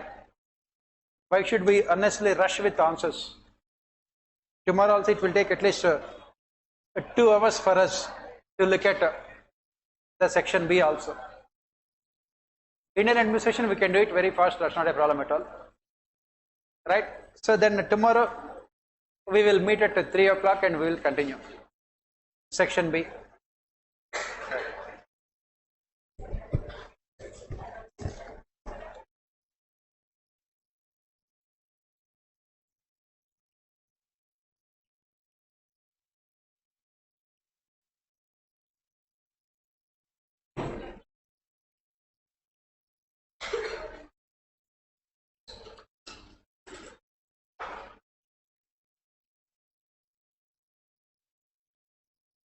So let us look at the section B of paper 1. 5th question, A part. Development administration embraces the array of new functions assumed by the developing countries. Explain. These kind of questions, as I keep on saying, the answer is always there in the question itself. So what are the questions is here? Development administration consists of all those activities that are performed by developing countries. All those new activities, new functions that are performed by the developing countries. So what are the new activities, new functions performed by the developing countries? As usual, why they are performing? That would be the introduction. So what is the reason why these developing countries have been forced to perform these functions? Why? Because these developing countries, they were ruled by the imperial powers for hundreds of years. They were ruled by the imperial powers for hundreds of years, because of which they were experiencing poverty, unemployment, backwardness, and illiteracy. They were experiencing these problems, right? And they needed rapid economic growth and development. They were experiencing problems like poverty, unemployment, backwardness, illiteracy, absence of industrialization and infrastructure development. These were all the problems that these developing countries were facing when they got independence from their imperial masters. These were all the problems they were facing. So the key word here is the new functions. What is the meaning of the word new here? What are we saying here when we say new functions? That means when we say the new functions, what we are saying here, they are not the traditional functions performed by public administration. And you have to bring in the same concept in your answer. Traditional public administration, you say, after writing this thing, traditional public administration performed only regulatory functions like maintenance of law and order and generation of revenue. And when they got independence, these developing countries, they were forced to perform all those new functions. So what are those new functions that we are talking about here? First and foremost, the production of goods and services, which otherwise were performed by markets, private sector. Then next, allocation of resources through planning commission, allocation of resources through planning commission. Then distribution of output,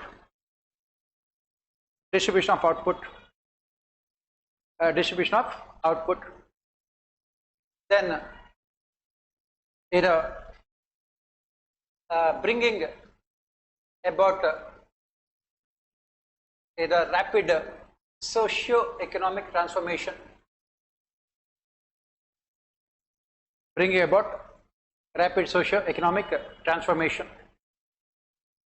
social transformation in terms of removing social inequalities, protecting the interests of weaker sections of society, economic transformation in the form of industrialization, infrastructure development, job-led growth. These were all the functions that the development administration started performing. Then involving stakeholders in participation in implementation of developmental and welfare schemes. Involving stakeholders in implementation of developmental welfare schemes. That means from bureaucracy-centric development to citizen-centric development. Right? And then you can also talk about this disaster management functions.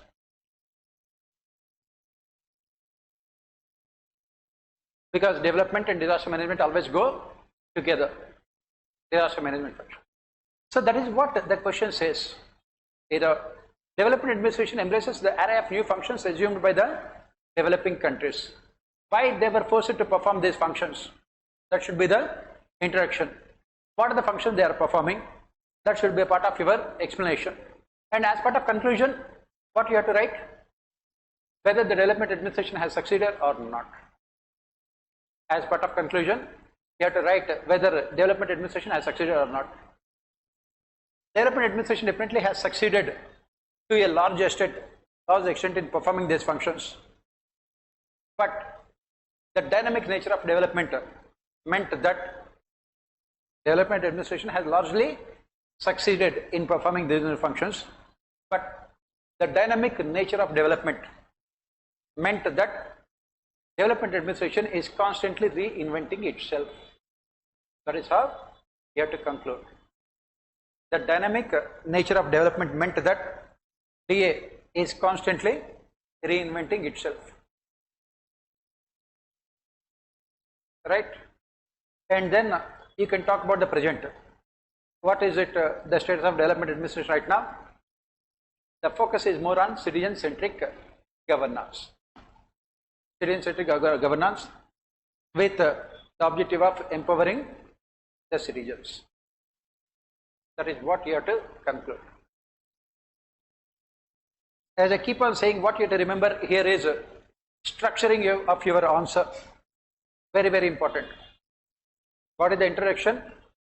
What is the body? And what would be the conclusion? Next, policy evaluation contributes fundamentally to sound public governance. Discuss. Policy evaluation contributes to fundamentally to sound public governance. Right? As usual, first understanding the question here, what is sound public governance and how policy evaluation can contribute to it? What do we mean by sound public governance? What do you mean by sound public governance? Wherein governance is characterized by all those features. What are those features? Transparency, accountability, participation, consensus, rule of law, all the features of good governance. That is what we call a sound public governance. That's what we call it as sound public governance. Right? And how policy evaluation contributes to sound public governance should be the explanation part of your answer. Right? How policy evaluation contributes to sound public governance is the explanation part of your answer, and why policy evaluation is required should be the introduction. Why policy evaluation is required for sound public governance? So why do we think policy evaluation is required for sound public governance? Why? Public policies mostly followed incrementalist paradigm, wherein policy evaluation is conspicuous by its absence. Systems model, right? Systems model, David Easton. Public policies mostly followed incrementalist paradigm, systems model, wherein policy evaluation is conspicuous by its absence. Policy evaluation is conspicuous by its absence. Why policy evaluation is conspicuous by its absence? Because policies are formulated, but the objectives are never defined. Policies are formulated, but objectives are never defined. And what is the outcome? The outcome is that it has resulted in bad governance. It led to bad governance. It has resulted in bad governance. Right? It has resulted in bad governance. What do you mean by that? What do you mean by bad governance here? We have to talk about this. What is bad governance also? It has resulted in bad governance in the form of having no relationship between the outlays and outcomes. No relationship between outlays and outcomes. No relationship between outlays and outcomes. Political populism dominating public policies. Political populism dominating public policies. And wastage of resources and corruption. And wastage of resources and corruption. Wastage of resources and corruption. Then talk about how policy evaluation can lead to good governance. How policy evaluation can result in good governance. come to the explanation part, how policy evaluation can lead to good governance. What do we say here? Right? How policy evaluation can result in good governance. So what do we say here? How policy evaluation can result in sound public governance? How?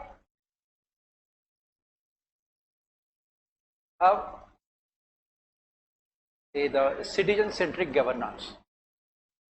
Citizen-centric governance. Citizen-centric governance. Citizen-centric governance. Policy evaluation should be done by the stakeholders.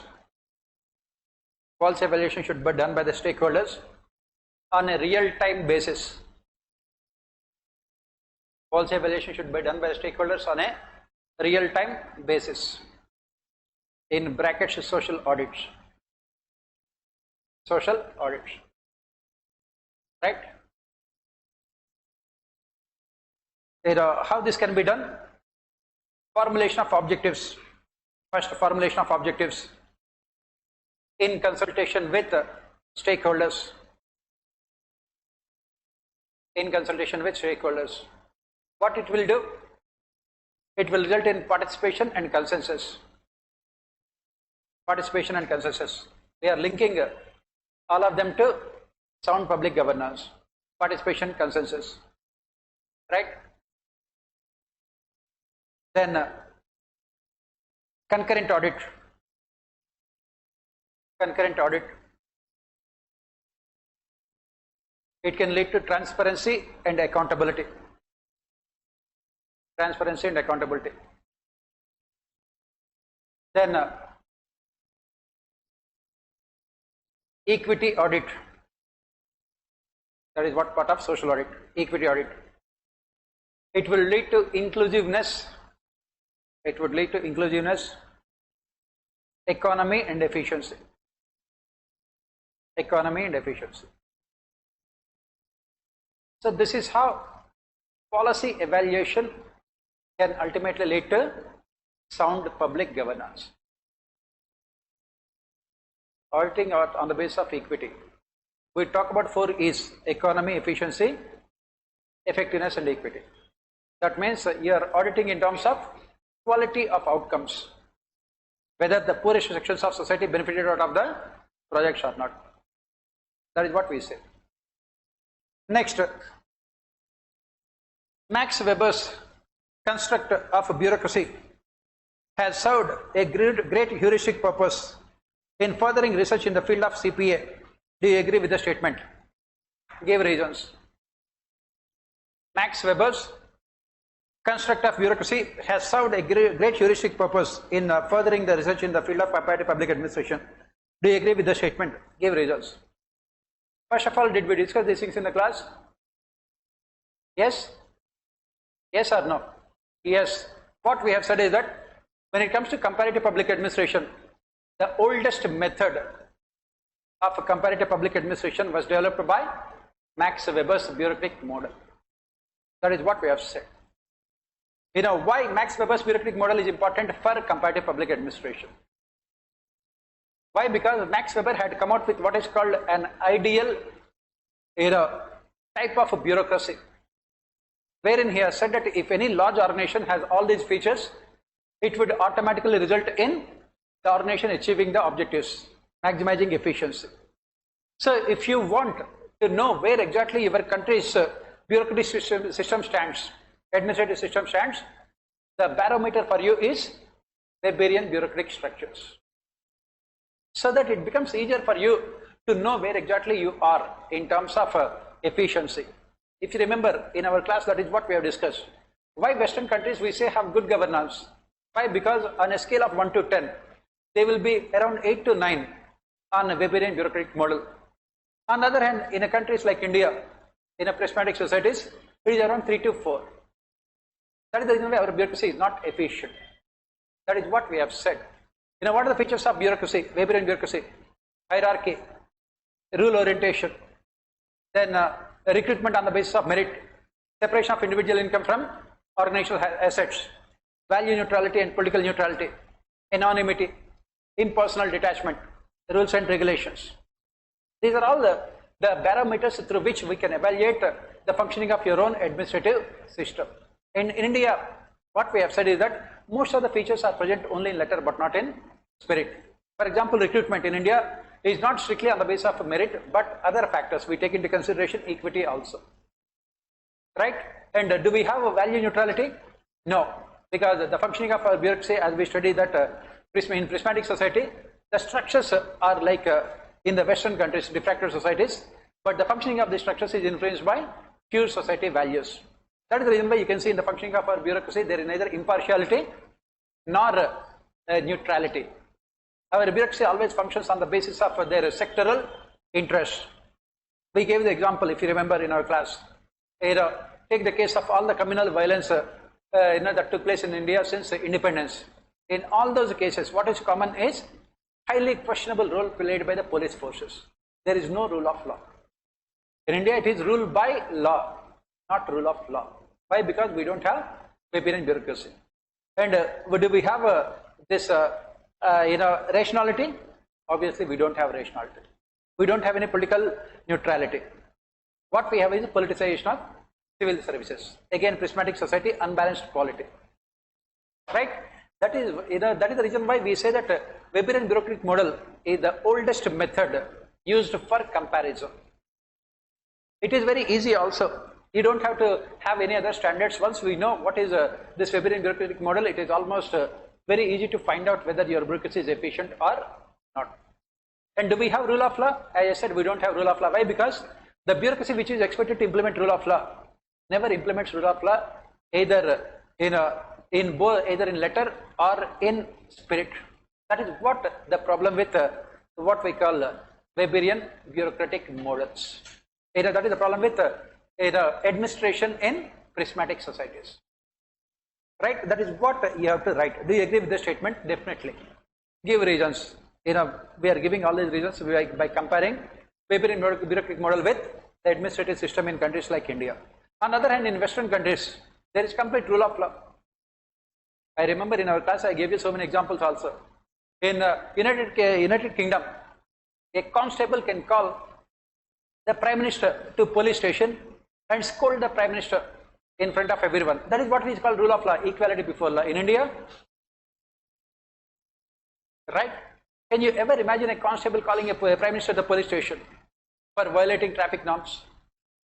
Long time back, in 1980s, this Kiran Bedi, she was the ACP traffic in central Delhi, and she had seized the vehicle of the Prime Minister because it was parked wrongly. It had become a big news. In fact, it was not done by Kiran Bedi, one of her subordinates, inspectors, has done it. Obviously, in our police, if some success is there, it will always go to the higher ups. Any failure, it will be pinned on people at lower levels. Kiran Bedi got all the accolades there for that. She was invited by Indira Gandhi also for breakfast next day in the morning. Everything was there in the news. Why these kind of things become a news in the country? Because these kind of things will never happen. On the other hand, in foreign countries, they don't become a news. Why? Because it is part of their law. That is what we call Weberian bureaucracy. You can write all of them. Right? Next, standards are the foundations which do not replace regulations but complement them. Comment. Right? What do you understand by this question? Standards are the foundations which do not replace regulations but complement them. If you have to write the answer to the question, what will you write?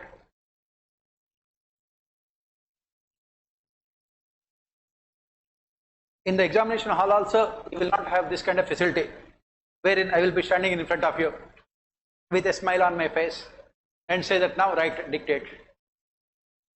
So you have to understand the question. Sometimes you have to think also. Sometimes. So what is the question saying here?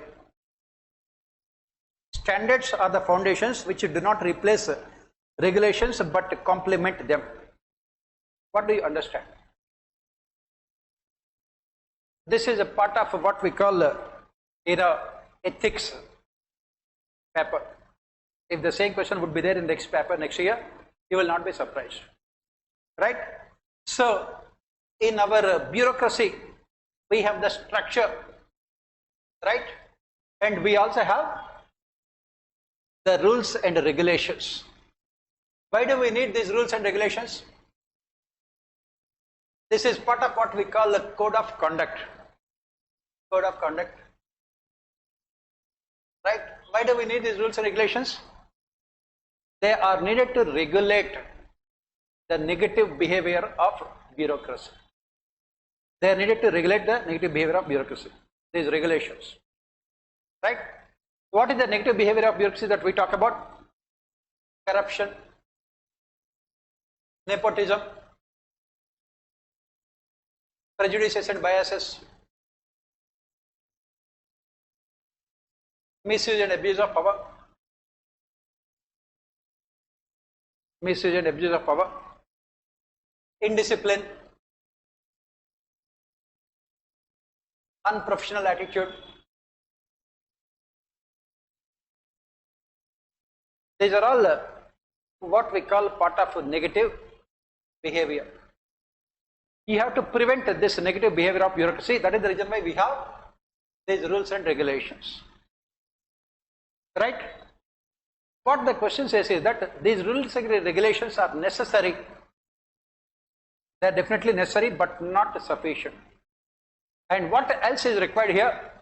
We need to promote these ethical standards, ethical norms. We need to promote ethical norms. Why? Because as we study in our ethics paper also, the structure is important, but the behavior itself is very, very important. Right? And you have to promote this ethical standards, ethical norms, ethical values among the bureaucracy. How to promote that? Through sensitivity training. Through sensitivity training. Through examples of great leaders. This is what we study in our ethics paper also. How to change the attitudes and values and behaviors of the people? Through examples. Give the examples of great leaders who have sacrificed their personal self-interest for the sake of the organization. Right? So, and then how else can we promote them? Through value-based education.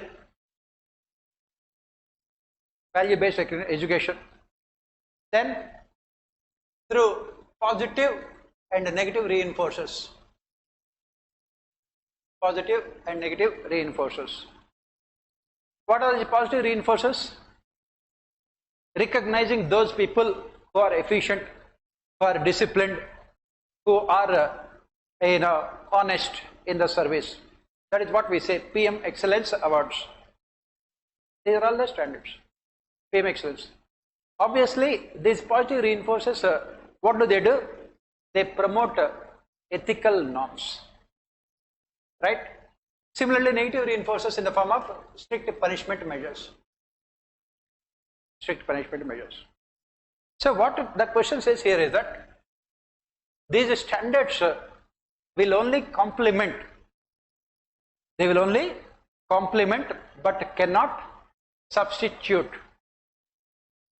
They will only complement. So why do we say that they will only complement but cannot substitute? Why do we say that?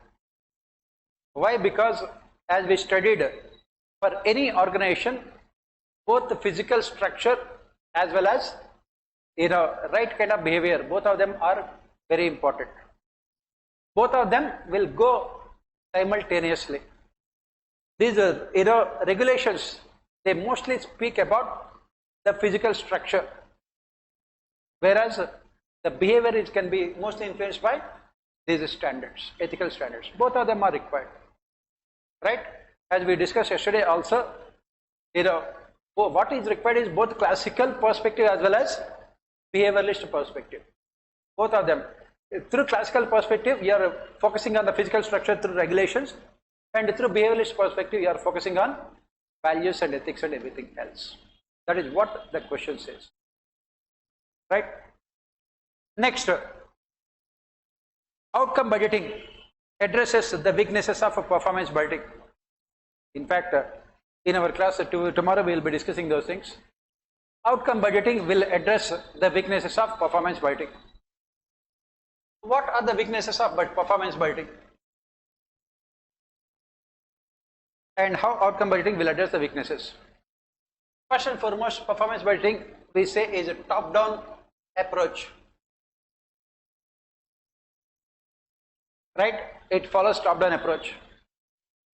Second, performance budgeting is for 1 year. It is annual budgeting process, budgeting technique. Right? Third, performance standards are defined by bureaucracy at the top. Performance standards are defined by bureaucracy at the top without involving people at middle and lower levels. Without involving people at middle and lower levels. Fourth, it can be applied only to few government departments and ministries.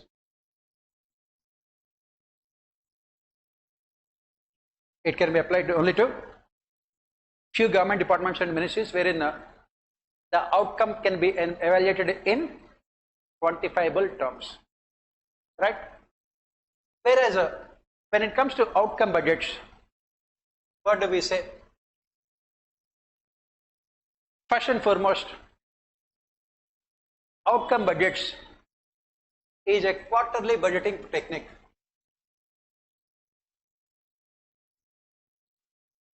Quarterly budgeting process. Right? Second, the standards are defined on the basis of global standards. They are not defined by bureaucracy. The standards are defined on the basis of global standards. This outcome budget is specific to developmental and welfare schemes. It is mostly specific to developmental and welfare schemes. And fourth, evaluation is done by stakeholders through social audits.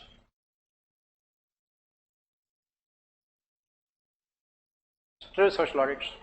Evaluation is done by stakeholders through social audits. And fifth, in outcome budgets, allocation of monies in the second quarter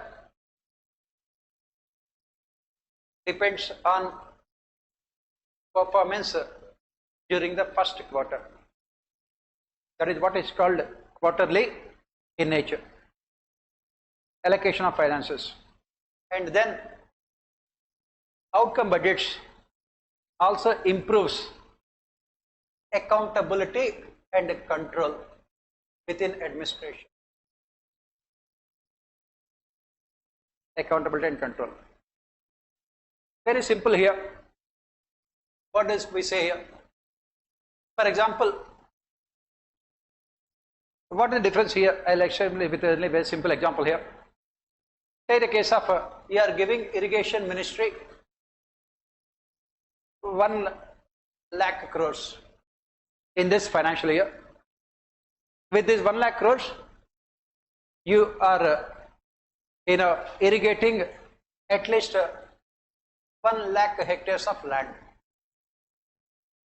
Right? And this includes equity also. Mostly the land of small and marginal farmers should be irrigated. How this outcome budget is done? This 1 lakh crores will be divided into 4 quarters. Quarter means how many months? 3 months. Very good. Right. So what happens here? Irrigation ministry will not be given 1 lakh crores immediately. They will be given in the first quarter 25,000 crores. And they must irrigate 25,000 acres of land. Right? They must irrigate 25,000 acres of land. And this performance will be evaluated by farmers themselves. whether the land has been irrigated or not. Their land has been irrigated. That is what we call social audits. So if the ministry performs and achieves these objectives, then only the money for the second quarter will be released. It is a quarterly budgeting exercise. In case of outcome budget, in case of performance budgeting, it is an annual exercise. The performance will be evaluated after the end of the year, and the performance evaluation would be mostly what we call post-mortem in nature, after the monies are spent. Is it possible for you to recover any kind of corruption or misallocation of resources? No. Whereas in outcome budgets, it's mostly concurrent audit and social audit, and it is also done by the beneficiaries, stakeholders themselves. And the service standards are defined on the basis of global standards. That is the reason why outcome budgeting is far, far better than performance budgeting. That is what the question is about. It addresses the weaknesses of performance budgeting. Here, the performance evaluation is done at least 4 times in a year, compared to once performance evaluation, that too post-mortem performance evaluation by bureaucracy only. In performance budgeting, please remember, performance evaluation will be done by bureaucracy only, not by the stakeholders. Whereas in outcome budgets, the performance evaluation will be done by the stakeholders themselves. This is what we say about outcome budgets. As I said, outcome budgets in India were introduced in 2006-07 by the then Finance Minister Chidambaram. And what about the implementation of outcome budgets? Highly secretive in nature. Till now we don't know. Part of Official Secrets Act. Right? Then let us move on to the other questions. The more exogenetic the process of diffraction, the more formalistic and heterogeneous its prismatic phase. The more endogenetic, the less formalistic and heterogeneous. Examine the hypothesis of Riggs. Looking at the question itself, you will be thinking that it must be Greek and Latin combined together. Right? But read the question second time, you will get the answer. Third time, you know that there is nothing in the question. Fourth time, you think that it is completely foolish. Right? But after first time itself, we get into depression so much that we don't go into second reading also. Very simple here. What is exogenous and what is endogenous? What is the meaning of the words exogenous and endogenous? Exogenous means external. Endogenous means internal. You need a little bit of knowledge of English. That much, I'm sure. Right? Now, go through the question. What did Riggs say? Riggs has defined development as the process of transformation of a society from fused to prismatic and prismatic to diffracted. Right? And how this change can take place, Riggs, according to Riggs? This change can take place either because of internal or external factors. We have discussed all these things in our class. Right? What are the external factors that can bring about the change? What are the external factors that can bring about changes in the prismatic societies? Globalization, foreign trade, foreign investment, right? And then multinational companies, external conditions imposed through good governance, right? These are all external factors. And what are the internal factors that can bring about the change? Science and technology, media, civil society organizations, people's movements. These are all internal factors. Right? Now proceeding further, look at the question. If the process of transformation is because of external factors, what happens? If the process of transformation is because of external factors, this transformation can be facing a lot of resistance. Right? That is what the question says. If the process of transformation to diffraction, the more formalistic and heterogeneous its a prismatic phase. That means there will be a lot more resistance to this transformation, right? On the other hand, if the process of transformation is because of internal factors, there will be a lot more what we call conducive atmosphere for changes. There will be a lot more conducive atmosphere for changes if the process of transformation is because of internal factors. Now, give the examples here. What examples can we give here? Take the case of liberalization, privatization, globalization that we have implemented since 1991. Look at all the countries in the world, all the prismatic societies in the world. What you can see is that, as a question that was asked later also, Washington Consensus, the concept of good governance, all of them have been severely opposed by developing countries. As we discussed, good governance and democracy are contradiction in terms. Why? Why did we say that good governance and democracy are contradiction in terms? Because democracy is all about sovereignty of the citizens, and good governance is nothing but the external conditionalities imposed by multilateral agencies on your country, which takes away your sovereignty, because of which there is so much of stiff opposition.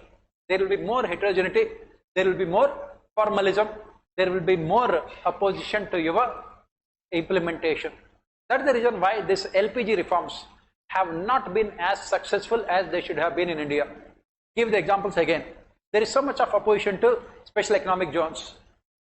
There is so much of opposition to this industrialization and infrastructure development.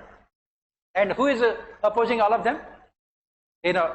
Weaker sections of society, different sections of society. You take tribals, farmers, poor people, then industrial workers. All of them, environmentalists, all of them are opposing them. The process of transformation will not be smooth if it is because of external factors. On the other hand, if the transformation is due to internal factors, it can be easy. What are the examples you can give here? Give the example of 73rd, 74th amendments. It is an evolutionary process. This kind of reforms started way back in 1950s with the Balwant Rai Mehta committee recommendations. Slowly, we have realized the fact that these Balwant Rai Mehta committee recommendations have not been implemented. Thanks to media, thanks to awareness among the people, they realize the fact that unless there is decentralization of power, it would not be possible for them to participate in governance also. And that is the reason why the 73rd, 74th amendments are what we call through evolutionary process. That is the reason why you can see the prismatic societies are less formalistic and less heterogeneous. There is a lot more consensus all over the country regarding them. Give another example in recent times. Give the example of Swachh Bharat Abhiyan. It was purely an internal reform. That is the reason why there is no opposition to it. Is there any formalism here? No. Is there any heterogeneity here? No. Every entire country had become part of this Swachh Bharat Abhiyan. Why? Because it is an internal reform initiated by the people on their own. And give other examples. Science and technology, e-governance. All over the country, everyone has become an integral part of this digital governance. Is there any opposition to digital governance now in the country? We don't have. On the other hand, take the examples of these environmental summits, wherein the multilateral institutions are trying to impose conditionalities on countries like India in terms of reducing our pollution. There is so much of opposition because they are all external changes. As I said, once you understand the question, it becomes very much easier.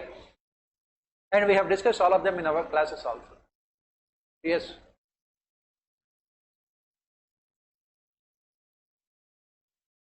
Yeah, that is what I am saying. We have transplanted those bureaucratic structures without making changes to them. That is the reason why the reforms in bureaucracy are also difficult to implement.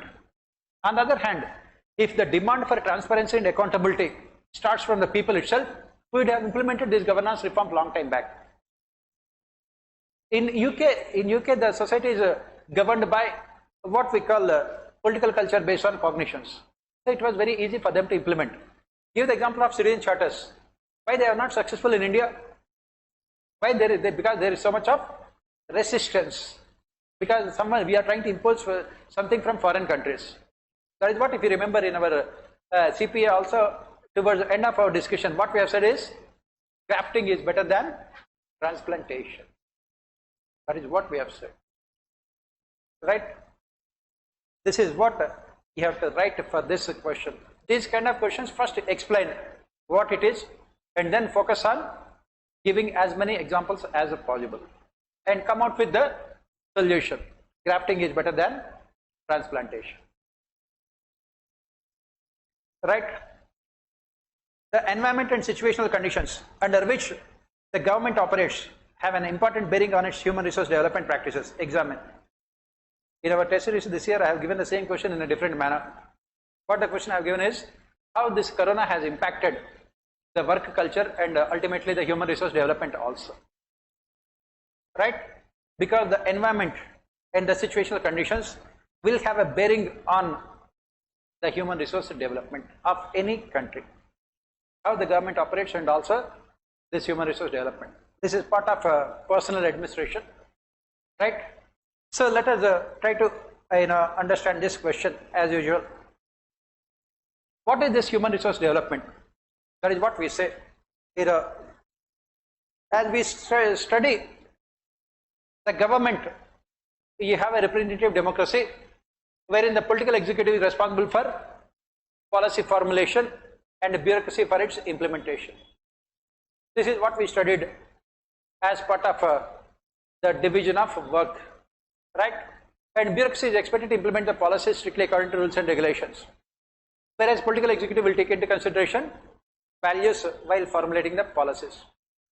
Now, so the entire efficiency of the government ultimately depends on the functioning of bureaucracy, civil services. You can see right from Jawaharlal Nehru till Narendra Modi, all of them have expressed their displeasure over the functioning of bureaucracy. Sometime back on the floor of the House in Lok Sabha, the Prime Minister has said that why should IAS have monopoly over all activities? Why should they be running flights? Why should they be managing fertilizer factories? Why should they be maintaining law and order? That is where he was very critical. Jawaharlal Nehru, he said that his biggest failure as Prime Minister was his failure to change the colonial attitudes of our bureaucracy. And that is where we talk about human resource development. That is where we talk about human resource development.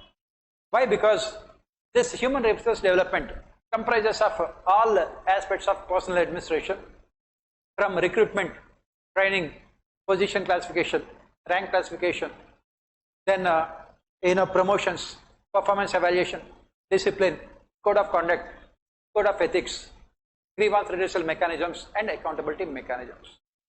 And this human resource development, as we study, is a very dynamic concept. And it is a dynamic concept because as we studied with the thinkers, when people had become part of organizations initially, they were looking only to satisfy basic needs. With the development of societies, they are looking for higher level needs. So it is a completely dynamic concept, which is influenced by, as the question says, environment and situational conditions, right? And what are those environmental and situational conditions and how it is impacting human resource development? That is what the question that we have to answer. For example, take the case of India only. Between 1950s and 1990s, we have opted for socialism, wherein we had bureaucracy-centric development. At that point of time, we were looking for specific abilities and skills among the bureaucrats, because they were supposed to perform multiple functions. Everything, right from regulatory functions to developmental functions to welfare functions to managing public sector enterprises to everything was done by the bureaucracy under monopolistic conditions. We wanted them to be experts in all fields, jack of all trades, right? After 1991, when we opted for globalization, liberalization, privatization, suddenly we have seen radical changes in our human resource development. The focus is more on specialization. The focus is more on lateral entry. The focus is more on networking governance. The focus is more on regulatory governance. The focus is more on public-private partnerships. So you require definitely radical changes in your human resource development in terms of recruitment, training, position classification, everything else. And we have made changes. We have spoken about national training policy. We also have made changes in terms of our recruitment from 1950s till now. So many changes have been made. We have also made changes to performance evaluation mechanisms. We have made changes to training through Mission Karma Yogi. All those things you have to write here. And most importantly, you have to come to the current perspective. After Corona crisis, again, we have seen so much of changes. What are changes we have seen? In the private sector, this work from home had become the norm. And this work from home had so many consequences also. Like in recent times, you must have seen in the newspapers, moonlighting. Right? You have to mention all of them in the answer. Because this is a question related to both public and private organization. Even though it mentions government, you can talk about private organization. Moonlighting also. And of course, this work from home also had resulted in problems related to coordination. Because when 10 people working in the office at the same time, they can meet and they can discuss. It also has impacted the social relationships. As we study, organizations are not only for work purposes, but also to promote social relationships. These are all the changes that have taken place. And in Corona, again, accountability mechanisms had become much more important. Disaster management and accountability. Right? You have to talk about all those things as part of your answer. Yeah.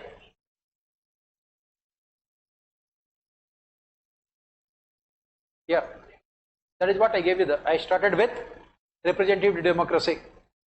Political executive responsible for policy formulation and bureaucracy for implementation.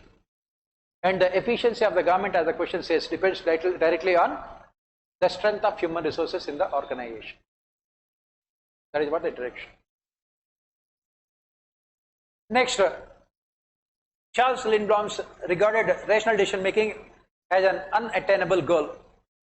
In the light of the statement, suggest measures to avoid policy failures. Charles Lindblom, he has said that rational decision making is an unattainable goal. Complete rationality in decision making is not possible. Why do we say that complete rationality in decision making is not possible? Why do we say that? For the simple reason that intelligence activity, design activity, and choice activity cannot be completed in a perfect manner. Is it possible for the government to know all the problems that the people are facing? Intelligence activity. Is it possible to come out with the alternatives and also cost benefit analysis of those alternatives? Not. Is it possible to select the best alternative? We have discussed, if you remember, we gave the example of India, Pakistan and Kashmir. What is the best policy alternative for India? Going to war with Pakistan. That is what we have said, right? And we will show Pakistani fighter jets, the cities where they have to use nuclear weapons also. That's what we have discussed, right? Is it possible? Why? Because compromise we are talking with Pakistan for last 75 years. Did we find any solution? No. Balakot terror attacks, Balakot attacks, did we find any solution? No. That's only one of things. So as long as Pakistan is there, Kashmir issue will be there. So remove Pakistan from global map, world map, there will not be any Kashmir. That is rational. But is it possible? That is what it should be. Right? Win-win situation for us. Win-win situation for us. Right? Now, suggest measures to avoid policy failures. Since the rational policy decision making is not possible, what can we do to avoid policy failures?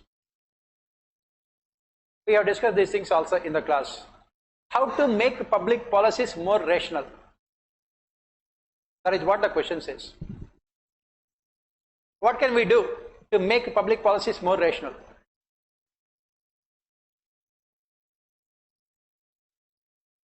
To avoid policy failures. Did we talk about these things in the class? First and foremost, use of computers. use of mathematical and statistical models to predict the decisional outcomes in a more accurate manner. MIS, Management Information Systems, MIS. And we must also ensure better linkages between line and staff agencies, because staff agencies are responsible for policy formulation, line agencies are responsible for implementation. You must have better coordination between staff and line, because policy cycle includes receiving inputs, formulating policies, implementing them, receiving the feedback and evaluating the policies also. We must ensure better coordination. Then what else are the measures that we can take to make public policies more effective? Next, what else can we do? Involving stakeholders in policy formulation. Involving stakeholders in policy formulation. That is the reason why we said that, if you remember, in our civil society organizations and NGOs, their participation should be made mandatory in public policy formulation. If you remember, we talk about these things as part of governance reforms, involving stakeholders. Then what else can be done? Social audit should be made mandatory for all public policies, so that you can receive impartial and unbiased feedback. When the bureaucracy does this policy evaluation, it is neither impartial nor unbiased. I gave you the example when the Department of Ministry of Women and Child Development came out with their annual report. They said that there is absolutely no malnourishment among children in India, and if you want to know the meaning of malnourishment, go to Oxford Dictionary. That is what they have said. Next day, our Prime Minister itself ironically released the report of United Nations on the condition of children in India, and the report has said that 1 out of every second child is malnourished. That is the reason why we need performance evaluation done by stakeholders themselves. You have to write all these measures to prevent policy failures, right? Next, the results of Washington Consensus were far from optimal for transitional economies. In this background, discuss the change of direction towards post-Washington Consensus. If you remember, in our class we have spoken about Washington Consensus. Did we? Yes. What are these Washington Consensus? In 1980s, please, we have not completed our class, so you can, any doubts you can ask me. We are discussing very, very important questions, right? So coming back here, by 1980s, what happened? Most of the developing countries had become bankrupt. They could not repay the loans they have taken from IMF and World Bank, right? They were getting into a situation of debt trap. They have raised their hands in defeat by saying that we cannot continue with this kind of situation. That is when this Washington Consensus had come in 1980s. What are these Washington Consensus? As part of this Washington Consensus, the developed world has agreed to provide again financial assistance to the developing countries. This time the financial assistance would not be unconditional. It was made conditional. And what is the conditions that they have imposed? These developing countries must open up their markets to the rest of the world, globalization. They must privatize their public sector enterprises, privatization. They must end the state control over economic activities, liberalization. They must cut down their fiscal deficits. They must reduce their subsidies. All of this is part of what is called the Washington Consensus. They must also have, capital account convertibility. All this is part of what we call Washington Consensus. Later, these Washington Consensus were put together and they were called as good governance by World Bank in 1992. Right? Right now, the question says here that the results of this Washington consensus were far from optimal for transitional economies. Right? So, when these Washington consensus were implemented by most of these developing countries, the results were far from optimal. They could not, benefit much out of this Washington consensus.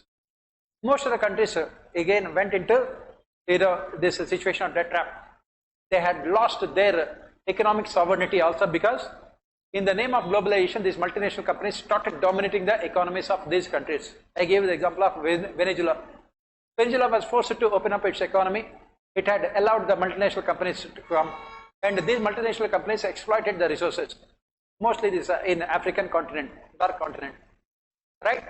And at the end of the day, their conditions has not at all improved. At the end of the day, because they were completely forced to implement this Washington consensus. It was not at all optimal. Some countries like India, they have not fully implemented them. We have implemented what we called calibrated globalization, but not complete globalization. In 1990s, if you go back, the World Bank and IMF, they were putting severe pressure on India to go for capital account convertibility. We have started with current account convertibility. Then slowly RBI spoke about moving towards capital account convertibility as part of this pressure from these multilateral institutions. But India has resisted the pressure, and we did not opt for capital account convertibility. The same World Bank and IMF have said that India could escape the 2009 crisis was because of the fact that we did not have full capital account convertibility. So the results were not optimal. Now discuss the change of direction towards post-Washington consensus. At this point of time, what is the direction? So as part of Washington consensus, what they have asked the countries to do: reduce fiscal deficits, reduce subsidies, close down public sector enterprises, give more importance to private sector, allow multinational companies, have capital account convertibility. These are all part of what we call Washington consensus. And when these proved to be a failure, now we are talking about post-Washington consensus, especially in the last 3 years or so, after Corona. Right? What is this post-Washington consensus that we are talking about? Now, World Bank and IMF, the same World Bank and IMF, if they are saying that don't worry about fiscal deficits. You can have as much amount of fiscal deficit as you want, but spend more amount of money on reviving your economy. Don't worry about fiscal deficits. They said that spend more amount of money from privatization. Post-Washington consensus are talking about renationalization from privatization, right? From NPM to again bringing back the state. NPM is about roll back of the state. Post-Washington consensus, we are talking about bringing back the state again. Give the example of United States of America here itself. After Biden had become the president, the first statement he had made was that this market-led economy has done really good things for America, but we must recognize the fact that there are so much of limitations with market-led economy, which we have seen through Corona crisis. Because in America, health sector was completely privatized, and they have seen the worst consequences of this privatization, because the private sector could not simply cope up with the kind of rush in the Corona crisis. On the other hand, those countries which have invested heavily in the health sector are the ones who could withstand this crisis in a better manner. That is the reason why now post-Washington consensus talk about bringing back the state. So that is what Joe Biden has said, that he said that from now onwards, America would aggressively invest in education and health. From privatization, we will move towards renationalization, right? And from NPM state, again you are moving towards welfare state, bringing back the state, right? And from globalization, countries around the world have moved towards protectionism. Washington consensus spoke about globalization. Now they are talking about protectionism. And from giving more importance to the private sector, bringing back the public sector again, making public sector dominant, making public sector dominant. And then, as I said, the government should be spending more amount of money. Deficit financing should be the order of the day. And how did America and Japan, how did these countries spend so much amount of money as part of stimulus packages? Borrowings. They borrowed. Earlier, these borrowings were considered a crime, a sin. Now, World Bank and IMF are advocating to the countries, please borrow more and spend more. This is what happened post-Washington Consensus. Right? Next, a sound budgeting system is one which engenders trust among citizens that the government is listening to their concerns. Elaborate this in the context of budgetary governance. Again, we will be discussing them tomorrow in our class only. Budgetary reforms. Right? A sound budgeting system was the one which engenders trust among citizens. Which engenders trust among the citizens that the government is listening to their concerns. Right? Discussed in the context of budgetary governance. Why this question was asked? Why this question was asked? Why? Because of the fact that in the last few years in India, we have seen so many, you cannot say crimes, we can say mistakes committed by the governments, successive governments in budget formulation. That is what we say, lies, damn lies, government statistics. The worst kind of lies are government statistics. Best example is budget. Why? Because you take the case, whether it's the central government or the state governments, they never come out with the true figures regarding fiscal deficit or revenue deficit. They never come out with true figures regarding the actual amount of money they have spent. Everything is done in a highly secretive manner. Even CAG also recently had spoken about the weaknesses in our budgeting system, Comptroller and Auditor General of India. Why? Because what you have is off-budget borrowings. Off-budget borrowings means the government would be setting up public sector enterprises and the government would ask these public sector enterprises to take loans. And this money will be transferred to the government. Please remember, fiscal deficit is only the borrowings directly taken by the government, but not, again, as I said, today's Hindu newspaper, if you have read that article regarding Punjab, off-budget borrowings are around 60,000 crores. That means you are cheating the people. You are cheating the people. You are not telling the people the true financial position of your government. When these credit rating agencies are giving the grade BB plus or BB minus to India, our finance minister comes and says that these credit rating agencies are highly racial prejudices. That is the reason why they could not digest the fact that a country like India is progressing so fast. They were jealous. Why they were giving these kind of ratings to India? Because there is absolutely no transparency or fidelity in our budgeting system. They don't. Recently, IMF has said that when it comes to manipulating the statistics, India has crossed even China also. China is feeling very bad because they are the master of manipulation. We never know what is the growth rate of China. Right? When the Chinese government says that this year we have achieved 12% growth rate, we have to accept it. We don't know. Why? Because is there any independent evaluation? No. And that is what IMF has said. India has crossed even China also. We never talk about our real financial situation. Right? There is no trust that is left between the government and the citizens. And that is the reason why the question was asked. Please remember, all these questions are related to current events only. Right? That's the reason why there is no difference between paper 1 and Indian administration. This question was asked, is asked in paper 1. Right? It should have been asked in Indian administration, or it can be asked in Indian economy also. Right? So what are the reforms that we are talking about here? First and foremost, we have to move towards outcome budgets and performance budgeting from line item budgets. Then second, we talk about from cash-based accounting systems to accrual-based accounting systems. from cash-based to accrual-based accounting systems. Third, we must end off-budget borrowings, completely close off-budget borrowings, so that we will come to know about the actual fiscal deficit, off-budget borrowings.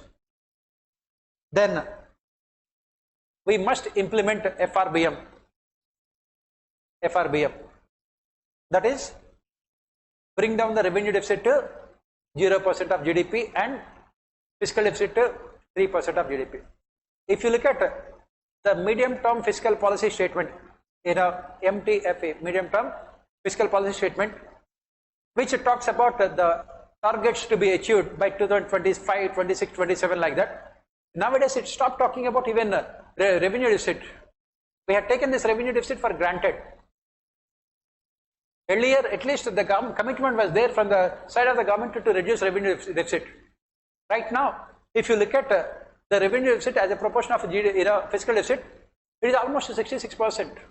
That means your 66% of borrowings are only for financing your revenue expenditure, which is very, very dangerous situation, wherein the country can go into debt trap also. So unfortunately, this medium-term fiscal policy statement does not even talk about bringing revenue deficit down. Forget about making it 0%.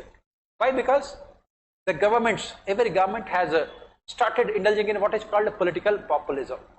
That is what the next reform you say. Economic rationality should replace political populism. Economic rationality should replace political populism. Then what are the other reforms that we talk about here?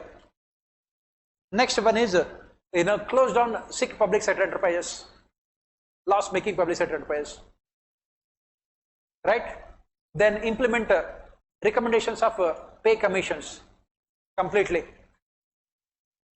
Pay commission, from first pay commission till now, they have recommended that performance-based incentives should be given to bureaucracy, right? Taylor scientific measurement theory. Right now, the salary is increased. Salary and other emoluments are increased without linking it to performance. As the second ERC pointed out, India is the only country in the world wherein the bureaucracy is paid so much amount of money without linking it to performance. You take the case of Pakistan, Bangladesh, Myanmar, Rwanda, there is some kind of accountability, but not in India, right? Then the government must also come out with a roadmap to reduce subsidies. Must come out with a roadmap to reduce subsidies, populistic subsidies. And then, as part of budgetary reforms, capital expenditure should be progressively increased. Capital expenditure should be progressively increased, right? Then, what are the other budgetary reforms that we talk about in the government? Reducing the size of the government to reduce revenue expenditure. Reducing the size of the government. Size of the government. Bureaucracy. Reducing the size of the bureaucracy, so that you can reduce your revenue expenditure also. Next important budgetary reform that we talk about is the golden rule of borrowing. Whenever the government borrows, it should borrow only to finance capital expenditure. And then another budgetary reform, it should be made mandatory for the governments, both central and state governments, to spend a significant portion of their GDP on education and health. Education and health, right? These are all the budgetary reforms. Pardon?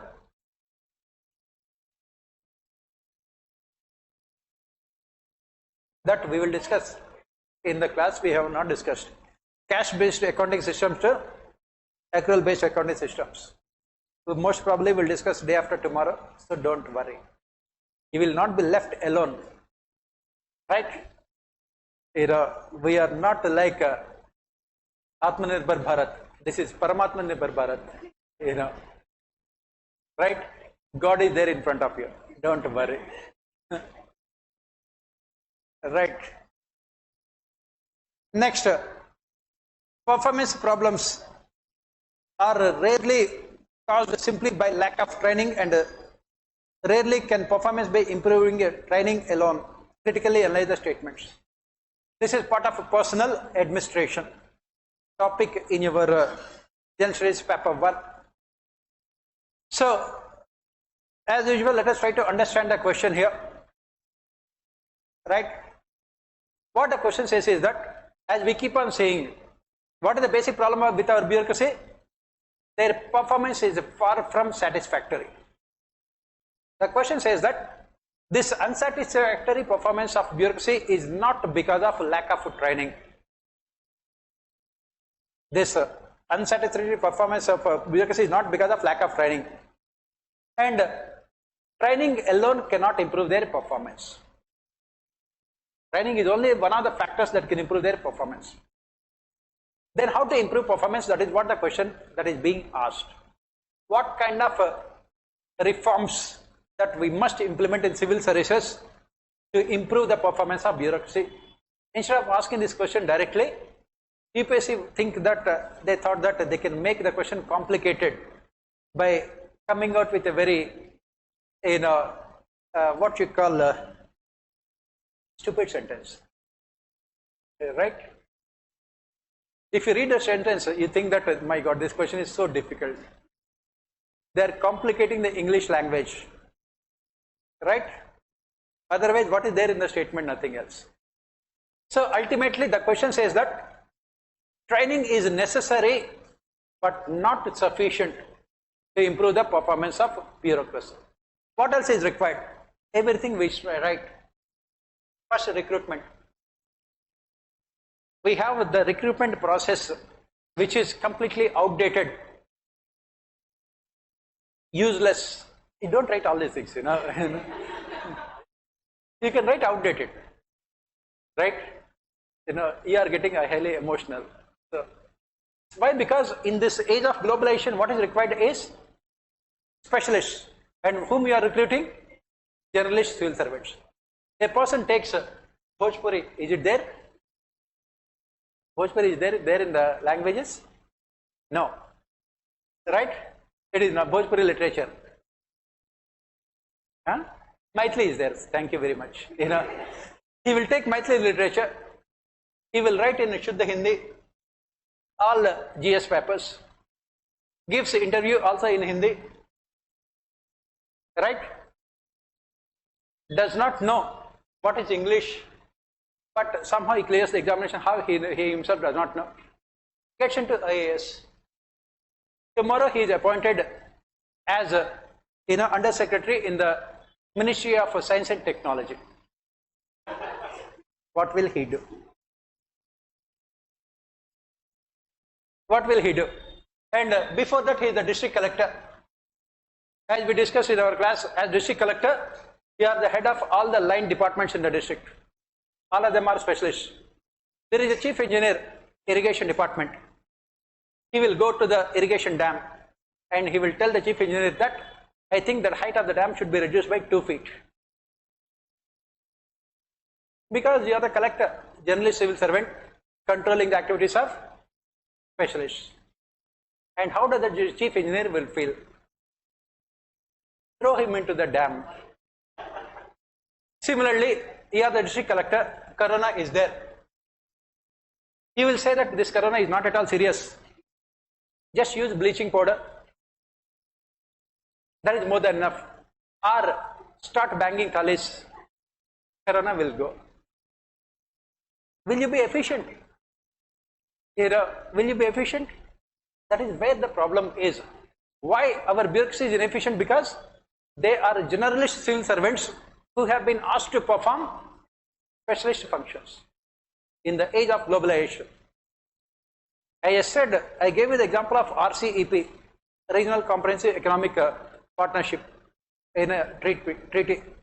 It was our bureaucracy that blindly opposed it. Our political executive, they don't have the kind of wisdom, knowledge and experience to look into the benefits. They go by the suggestions given by bureaucracy. And do they have, how many of them are businessmen? How many of them are industrialists to give suggestions to the government? That is the reason why governance is a failure in our country. Do you know anything about how the business models, business work? Do you know anything about innovation or creativity? Obviously not. That is the reason why they are inefficient. In what way training can implement, can help them? Everything should start with recruitment. That is what we study in our personal administration. We say that recruitment is the backbone of personal administration. If recruitment itself is wrong, everything related to your career will be completely wrong.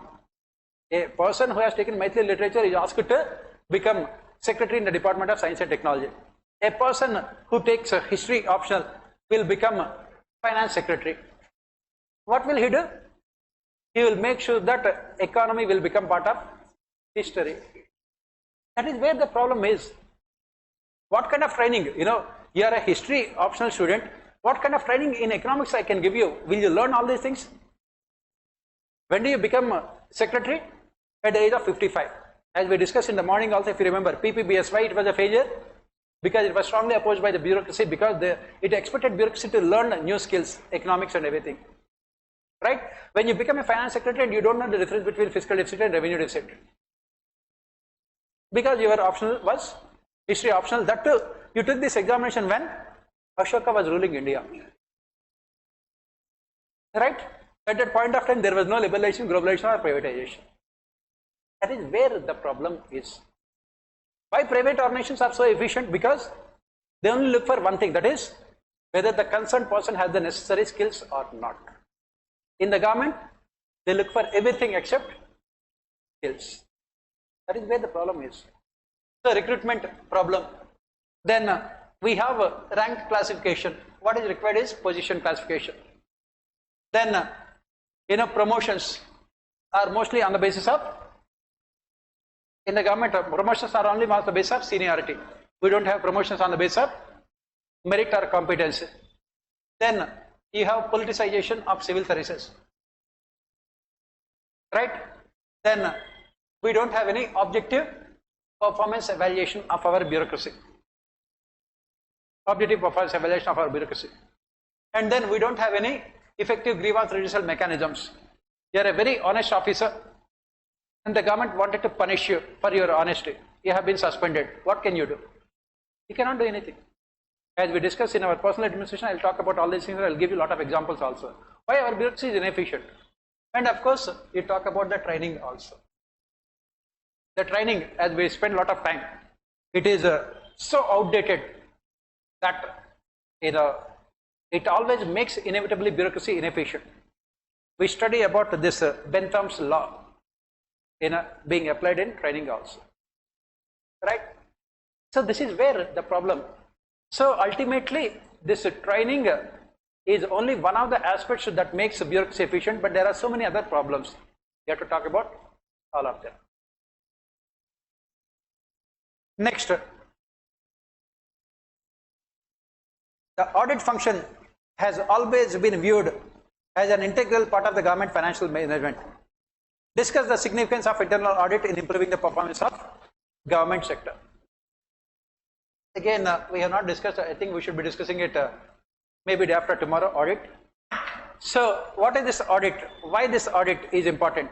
Auditing means evaluating the performance of an organization. That is what is called auditing. Right? Why it is very important? Why? Because through auditing you will come to know the strengths and weaknesses of the organization. You will come to know the successes and failures of organization. You will come to know the limitations of organization through auditing. Right? That is the reason why auditing is part of what we call policy evaluation. Simple. It is part of auditing, means nothing but policy evaluation, performance evaluation. That is what we say. So, the significance of internal audit in improving the performance of the government sector. In auditing, we say that internal audit and external audit. Internal audit means, as the name itself indicates, auditing performed within the organization by the people belonging to the organization themselves. External audit means auditing performed by external agencies like CAG, which is not part of the organization. Now, why this internal audit is important? That is what the question says. Why internal audit is important? Why? First and foremost, when we talk about external audit, the auditors coming from outside may not know the work culture. They may not know the rules and regulations. They might not know the norms of the organization. So whenever they conduct the audit, that audit can have what we call differential outcomes. For example, when the CAG is conducting the audit, they will conduct the audit according to their norms. As we discuss later also, what is the problem with the CAG audit? Not only post-mortem, CAG conducts audit mostly, as we say, as a fault-finding audit, not a fact-finding institution. They are trying to find faults with your functioning. They don't know the functioning of your organization.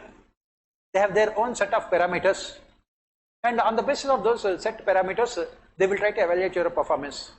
Another problem with the CAG audit is, they have this luxury of retrospectiveness. That means they can evaluate our performance after the decisions are made and implemented. Right? Retrospectiveness. That is what we have discussed also in our class. Right? Now, as an administrator, you are taking a decision today, depending on the conditions prevailing today. The decision will be implemented after 2-3 months. By the time the conditions will change, and the decision proved to be a wrong one, then immediately CAG will punish you, because they don't know under what circumstances you have taken the decisions. This is where we say internal audit can be really helpful. Why? Because this internal audit, first, is done by the people within the organization. Second, they know the conditions prevailing in the organization. Third, they have the knowledge of the functioning of the organization. Fourth, they also know the problems and challenges faced by the people within the organization. So in internal audit, it can be more of a fact finding where the mistakes have been committed, and this internal audit also comes out with recommendations regarding how to improve the performance also. How to improve the performance also. Right? This is where internal audit can be more useful, and this internal audit can be continuous in nature also. Unlike the audit conducted by CAG, which is done once in a year, this internal audit can be continuous in nature also. On a regular basis, you can conduct, almost on a weekly basis, so that it can be concurrent also. Internal audit can be concurrent also, and it also becomes easier to fix accountability through internal audit. Why? Because it can be concurrent audit also. But what are the problems with internal audit? It can be subjected to biases and prejudices, because you people only are auditing your own performance. It can be subjected to biases and prejudices, and they may hide important facts and information also in order to escape any kind of scrutiny and accountability. So how do we conclude our answer? We say that internal and external audit should always go together. That is what we say.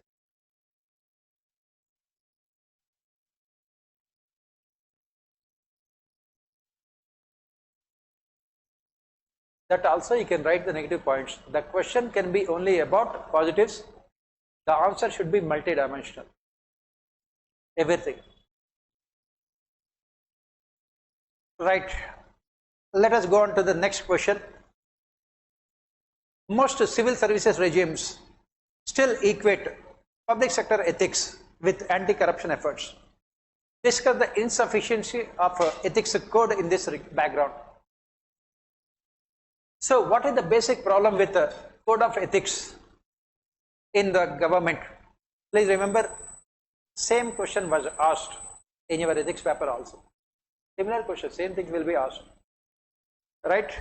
Or this question will be repeated next year in your ethics paper also. So what is the problem with the code of ethics that we have? The code of conduct and code of ethics what is the problem here is that they only focus on how to prevent corruption. They only focus on how to prevent corruption. What we must remember is that indulging in corruption is one of the different forms of negative behavior of civil servants. Right? Indulging in corruption is only one of the forms of negative behavior of civil servants. What are the other forms of negative behavior of civil servants? We have just discussed in the previous questions also.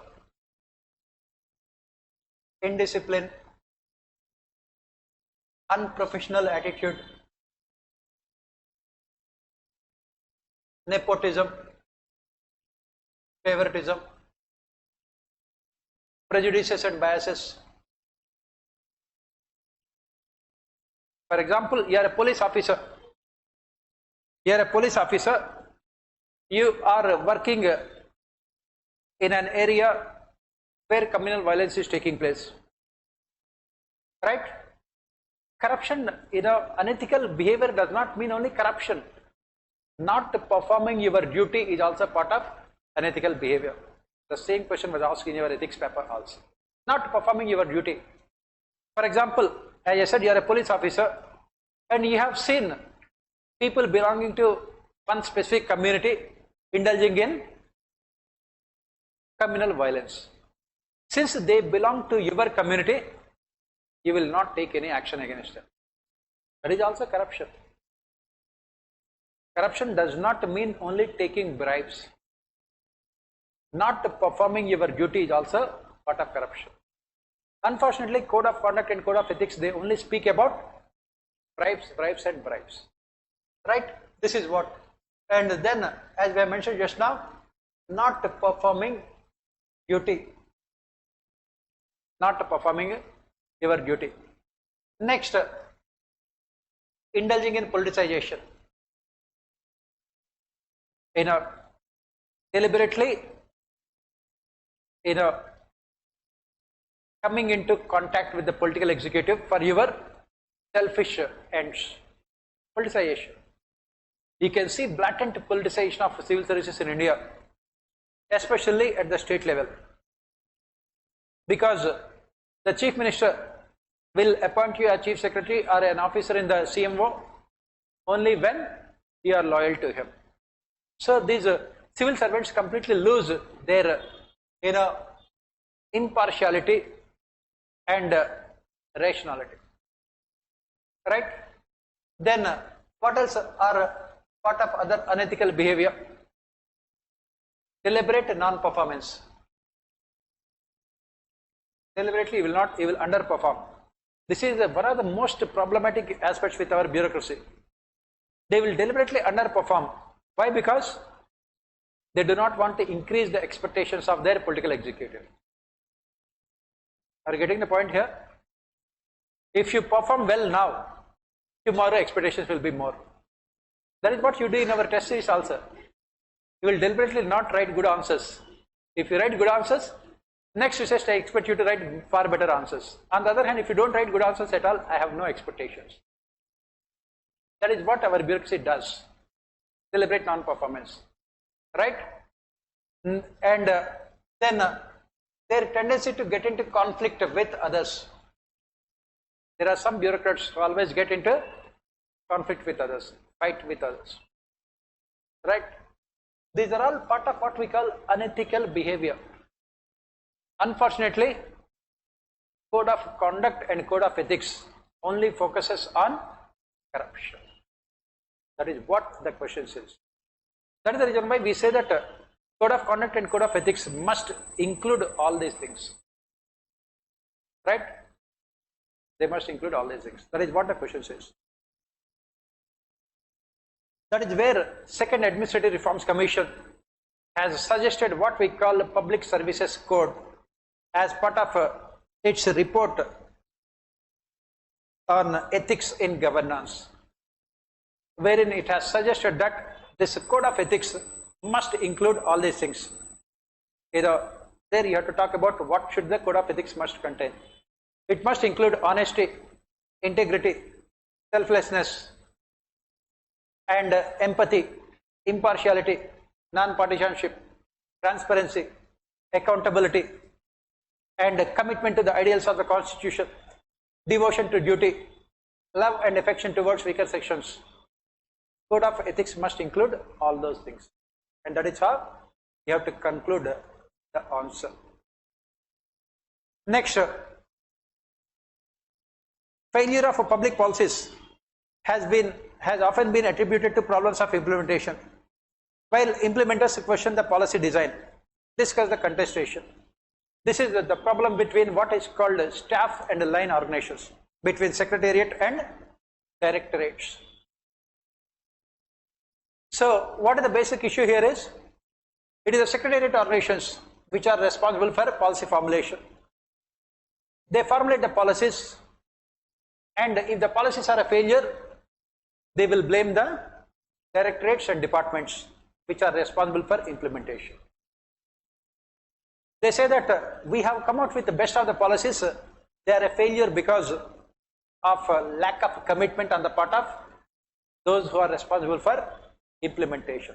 This is an age-old problem between secretariat and directorates, between staff and line agencies. On the other hand, what these departments and directorates would say, the departments and directorates would always complain that secretariat formulates the policies without taking into consideration the situation prevailing at the ground level. They sit in Delhi, they sit in headquarters, they don't know what is happening at the village level, they don't know what is happening in the cities, and they formulate the policies.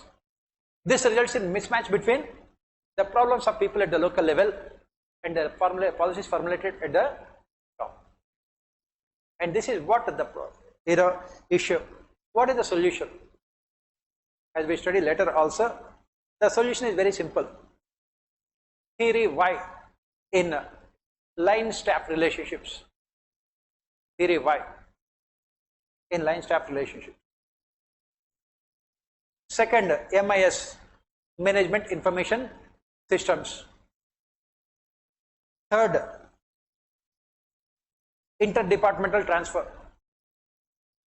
Those who are working in the line should be transferred to staff, so that they will understand the problems from other perspective also. Interdepartmental transfer. Interdepartmental transfer. Fourth,